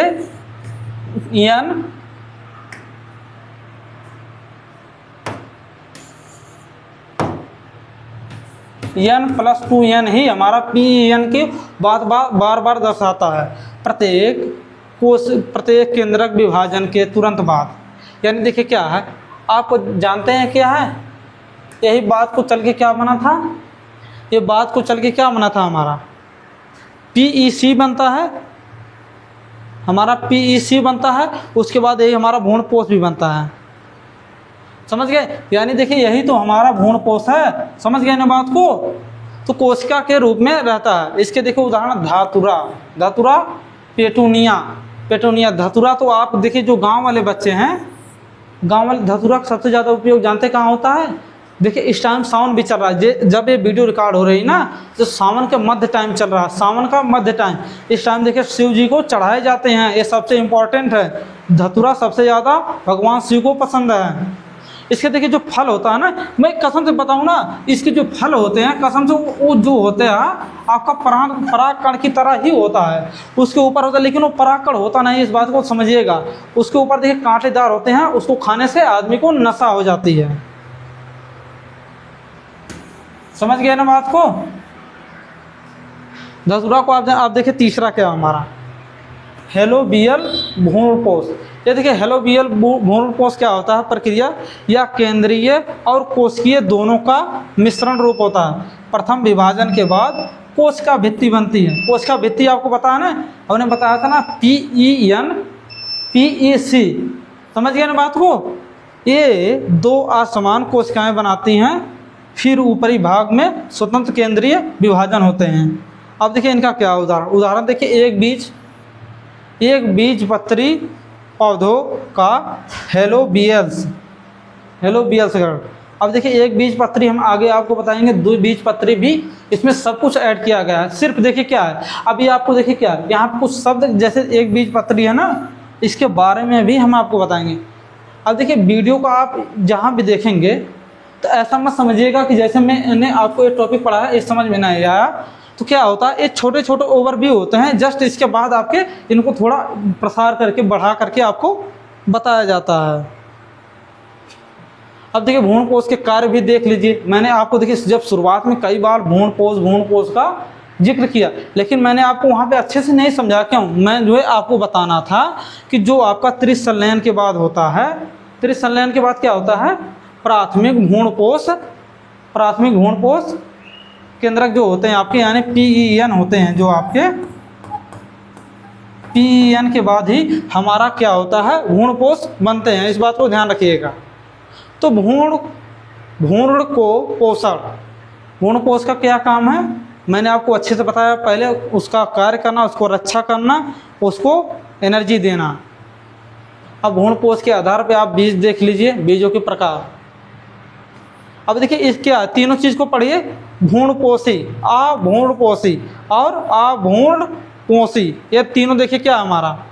अब देखिए क्या, ये देखिए दोनों एक ही चीज़ लिखी गई है, इसको मत आप नज़रअंदाज कीजिएगा। तो इन दोनों के बारे में हम अच्छे से पढ़ेंगे। अभी देखिए क्या हमारा परिपक्व बीज में भ्रूणपोष होता है, यानी जो आपके परिपक्व बीज हो जाते हैं उसमें आपका भ्रूणपोष होता है। भ्रूण के विकास के दौरान भ्रूणपोष पूरी तरह उपयोग हो जाता है। अब देखिए क्या होता है भ्रूणपोष का मतलब, आप बताएं। जैसे देखिए किसी में, जैसे देखिए आपका गेहूं हो गया, गेहूं चावल हो गया, तो इसमें आपका जो भ्रूणपोष है जल्द ही समाप्त हो जाता है। और जैसे आपका गुलाब हो गया, उसमें बहुत दिनों तक होता है, लगभग 1 महीने तक।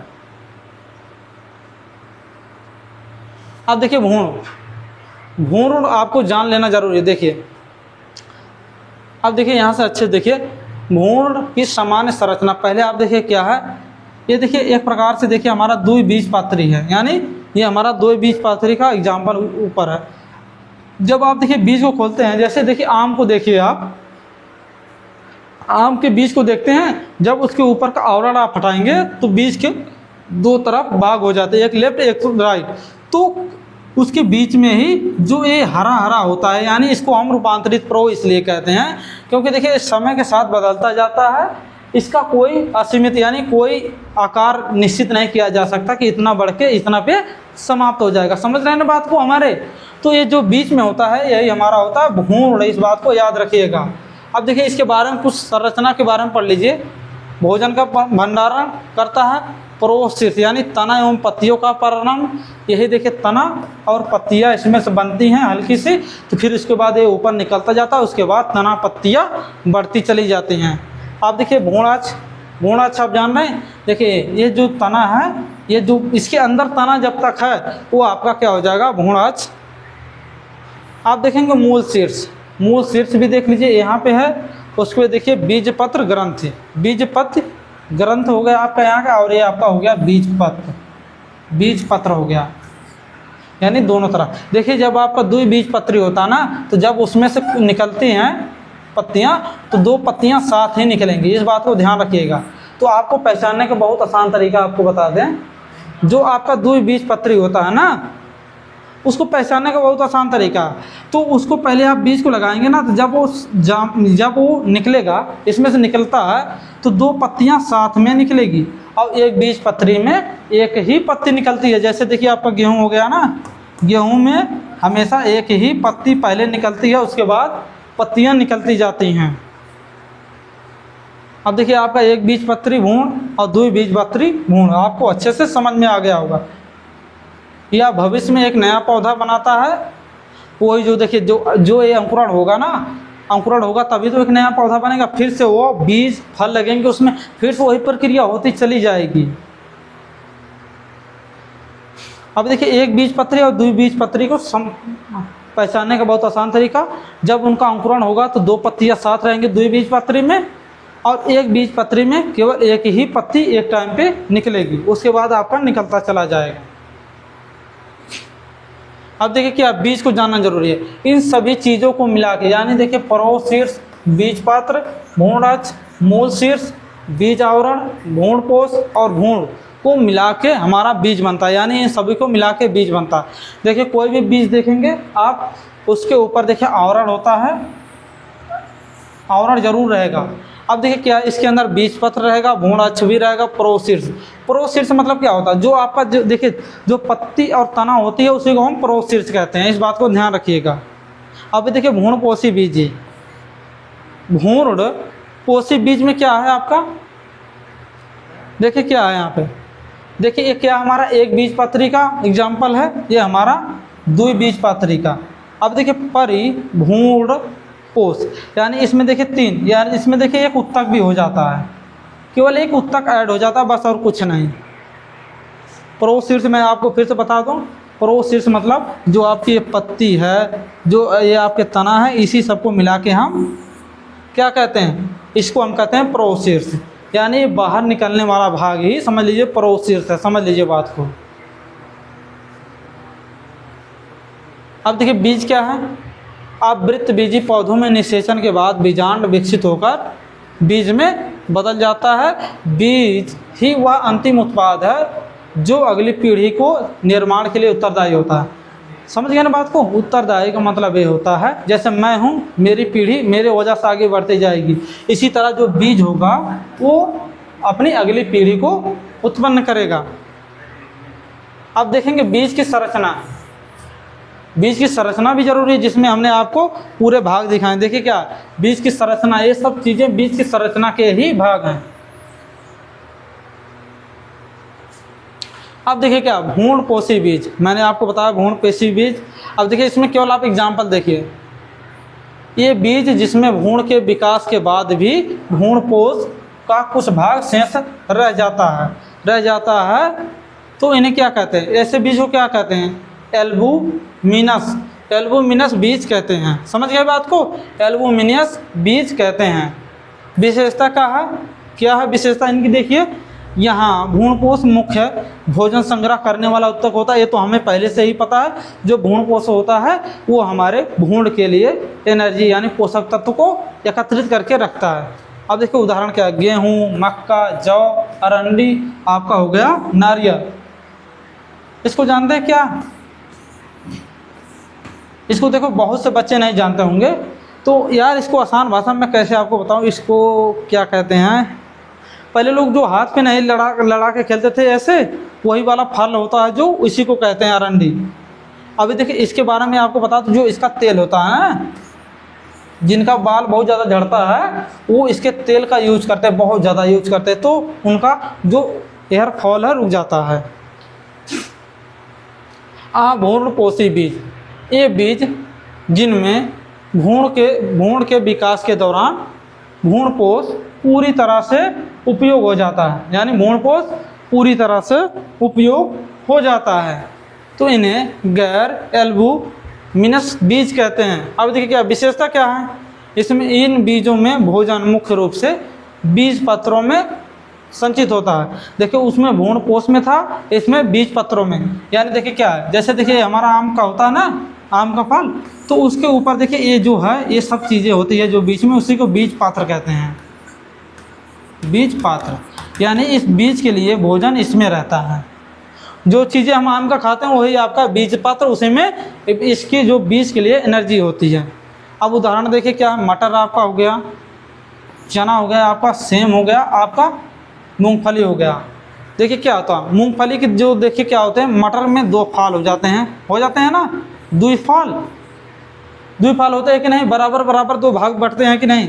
तो मटर को आप 2 भाग में बांटते हैं, तो जो हमारा बीच वाला हिस्सा होता है दोनों भाग में बांटता है। तो ऐसे देखिए अगर मटर को मैं कहूँ क्या, ये द्विपात्री बीज हैं, द्विपात्री बीज, यानी जब इसका अंकुरण होगा तो इसमें से 2 बीज निकलेंगे। आप देखिए सीधे, अब भ्रूणपोषी में द्विपात्री बीज, और देखिए भ्रूणपोषी में आप एकपात्री बीज को लेके चलिए बस। परिभूषण में आप देख लीजिए, कुछ बीज में बीजांड का कुछ हिस्सा नष्ट होता है और बीज में ही रह जाता है। इस शेष भागे बचे हुए बीजांडकाय को परिभ्रूणपोष कहते हैं।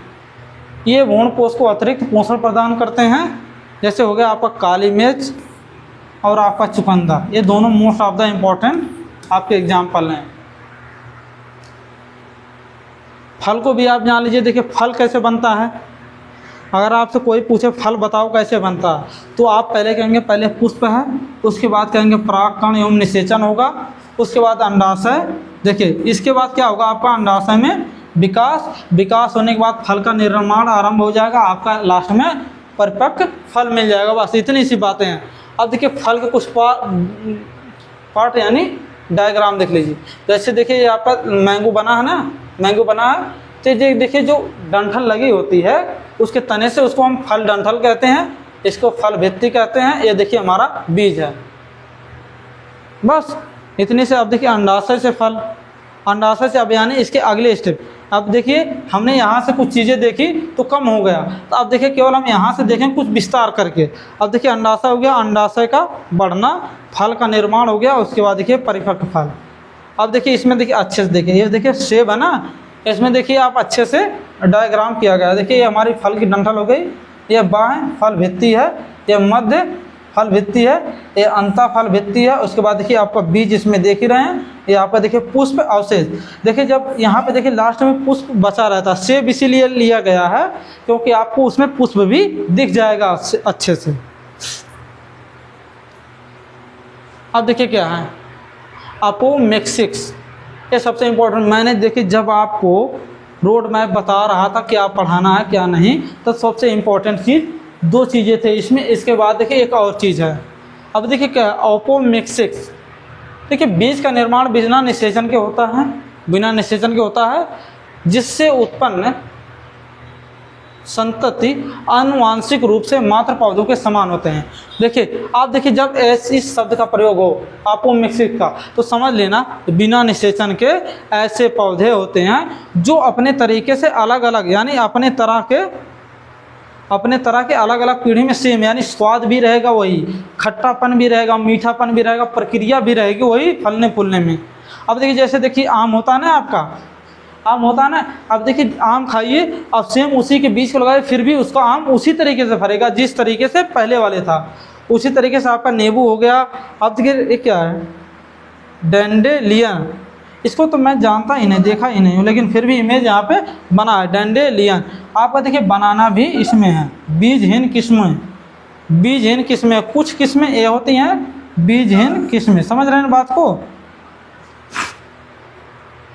अब देखिए क्या है, यहाँ से देखिए अंडकोश का हो गया आपका ओपोमिक्टिक्स, आपका ये हो गया कोश का। उसके बाद देखिए बिना निषेचन बीज निर्माण होगा, बिना निषेचन के बीज निर्माण हो गया। उसके बाद देखिए भ्रूण का विकास हो जाएगा, उसके बाद आपका परिपक्व बीज। सीधी सी बात, महत्व तो देख लीजिए, गुणों की शुद्धता मैंने बताया ना, जो इसका उससे स्वाद रहेगा वैसा उसका भी स्वाद रहेगा। श्रेष्ठ गुणों वाले फसलों में त्वरित प्रसार, यानी देखिए जैसे आम है ना, आम भारत में बहुत ज़्यादा पसंद किया जाता है, तो आम के पेड़ को जो लगातार बढ़ाया जा रहा है इसी की वजह से, क्योंकि स्वाद उसका बदलता नहीं है बार बार। बीज उत्पादन बिना परागण व निषेचन की संभव है। कृषि में एक रूप और स्थिर उपज प्राप्त होती है। देखिए क्या होता है, जैसे देखिए आपने एक आम लगाया तो दूसरा भी पेड़ लगाएंगे, सेम उतनी ही उपज, यानी पैदावार दोनों की लगभग बराबर भी होगी। बीजहीन फलों में के निर्माण में सहायक होती है। अब देखिए क्या आपका बहुमूर्ता का मतलब ये होता है कि देखिए इसमें क्या, इसमें देखिए बहुत सी चीज़ें बन जाती है। जैसे देखिए आपके सरसों होती है ना, तो सरसों के एक फली में बहुत सारे फल होते हैं, तो उन फलों से फिर कितने सारे पौधे बन सकते हैं। आसानी से समझिए बात को, एक ही बीज से एक से अधिक भ्रूणों का बनना यानी बहुमूर्ता है। यानी देखिए जितने भ्रूण बनेंगे उतने ही तो अगले बन के एक ही बीज में अनेक भ्रूण बनेंगे, यानी उतने ही सीड बनेंगे। सीधी सी बात है, इस बात को समझिए। तो देखिए क्या हमारा अंडकोश हो गया, यहाँ पे देखिए अनेक भ्रूणों का विकास हो गया, अनेक भ्रूण बनेंगे। देखिए इसमें भी एक बीज के अनेक भ्रूण हो गया। अब देखिए क्या है, इसमें अनेक बीज के भ्रूण हो गया। अब देखिए क्या अधिक संख्या में पौधे प्राप्त करना संभव हो गया, कृषि और वानिकी में उपयोग। जैसे देखिए आपका सरसों हो जाएगा ना, तो अभी देखिए उसमें कितने बीज लगते हैं, वही बात समझ लीजिए। बीज का अंकुरण प्रतिशत बढ़ सकता है, मात्र पौधों के समान गुणों वाले पौधे प्राप्त हो जाते हैं, सीधी सी बात है, आप समझ लीजिए इस बात को। अब देखिए इस डायग्राम को मैं आपको दे रहा हूँ खुद फिल करने के लिए, सबका नाम लिखेंगे आप। देखिए क्या है, इसका भी आप करेंगे डायग्राम, इसका भी आप डायग्राम करेंगे, इसका भी आप डायग्राम करेंगे, इसका भी डायग्राम, इन सब चीज़ों को आप बनाएंगे और उसके बाद आप इस पर लेबलिंग करेंगे, अपने से करेंगे, बिना नकल मारे आप इसकी लेबलिंग करेंगे, इस बात को ध्यान रखिएगा। अब देखिए क्या महत्वपूर्ण अंतर क्या है। अब जब देखिए क्या आप लेबलिंग कर लेंगे ना वहाँ पे, तो लेबलिंग कर लेंगे तो आपके लिए अच्छा होगा, क्योंकि आपका देखिए रिवीजन और रिवाइज दोनों हो जाएगा, रिवीजन और रिवाइज। लेबलिंग करेंगे अपने से तो आपको आधा तो वैसे ही याद हो जाएगा, जैसे मैंने आपको पुष्प की संरचना करके बताई, तो धीरे धीरे सभी चीज़ें तो वही हैं। अब देखिए महत्वपूर्ण अंतर, ये देखिए एग्जाम में डायरेक्ट पूछे जाते हैं यहाँ से क्वेश्चन। अभी पूछेगा स्वपरागण और परपरागण में क्या होता है। स्वपरागण मतलब क्या होता है, आप देखिए स्वपरागण मतलब देखिए क्या, एक ही पुष्प से केसर, यानी केसर से निकला परागण उसी पुष्प के वर्तिकाग्र पे गिर जाता है, यानी एक ही पुष्प में दोनों होते हैं। और परपरागण मतलब होता है दूसरे पुष्प का परागण। देखिए उसी जाति का वो पुष्प लेकिन दूसरे पुष्प से आके उस पर लग जाए परागण, तो उसको हम परपरागण कहते हैं। उसी तरीके से एक बीजपत्री बनाम द्विबीजपत्री हमने आपको अच्छे से बताया। अब देखिए भ्रूणपोषी, देखिए क्या भ्रूणपोषी बनाम अभ्रूणपोषी, देखिए इन दोनों में कुछ अंतर है। इसमें देखिए एक बीजपत्री, इसमें भी एक बीजपत्री के उदाहरण है, इसमें द्विबीजपत्री, इसमें भी द्विबीजपत्री।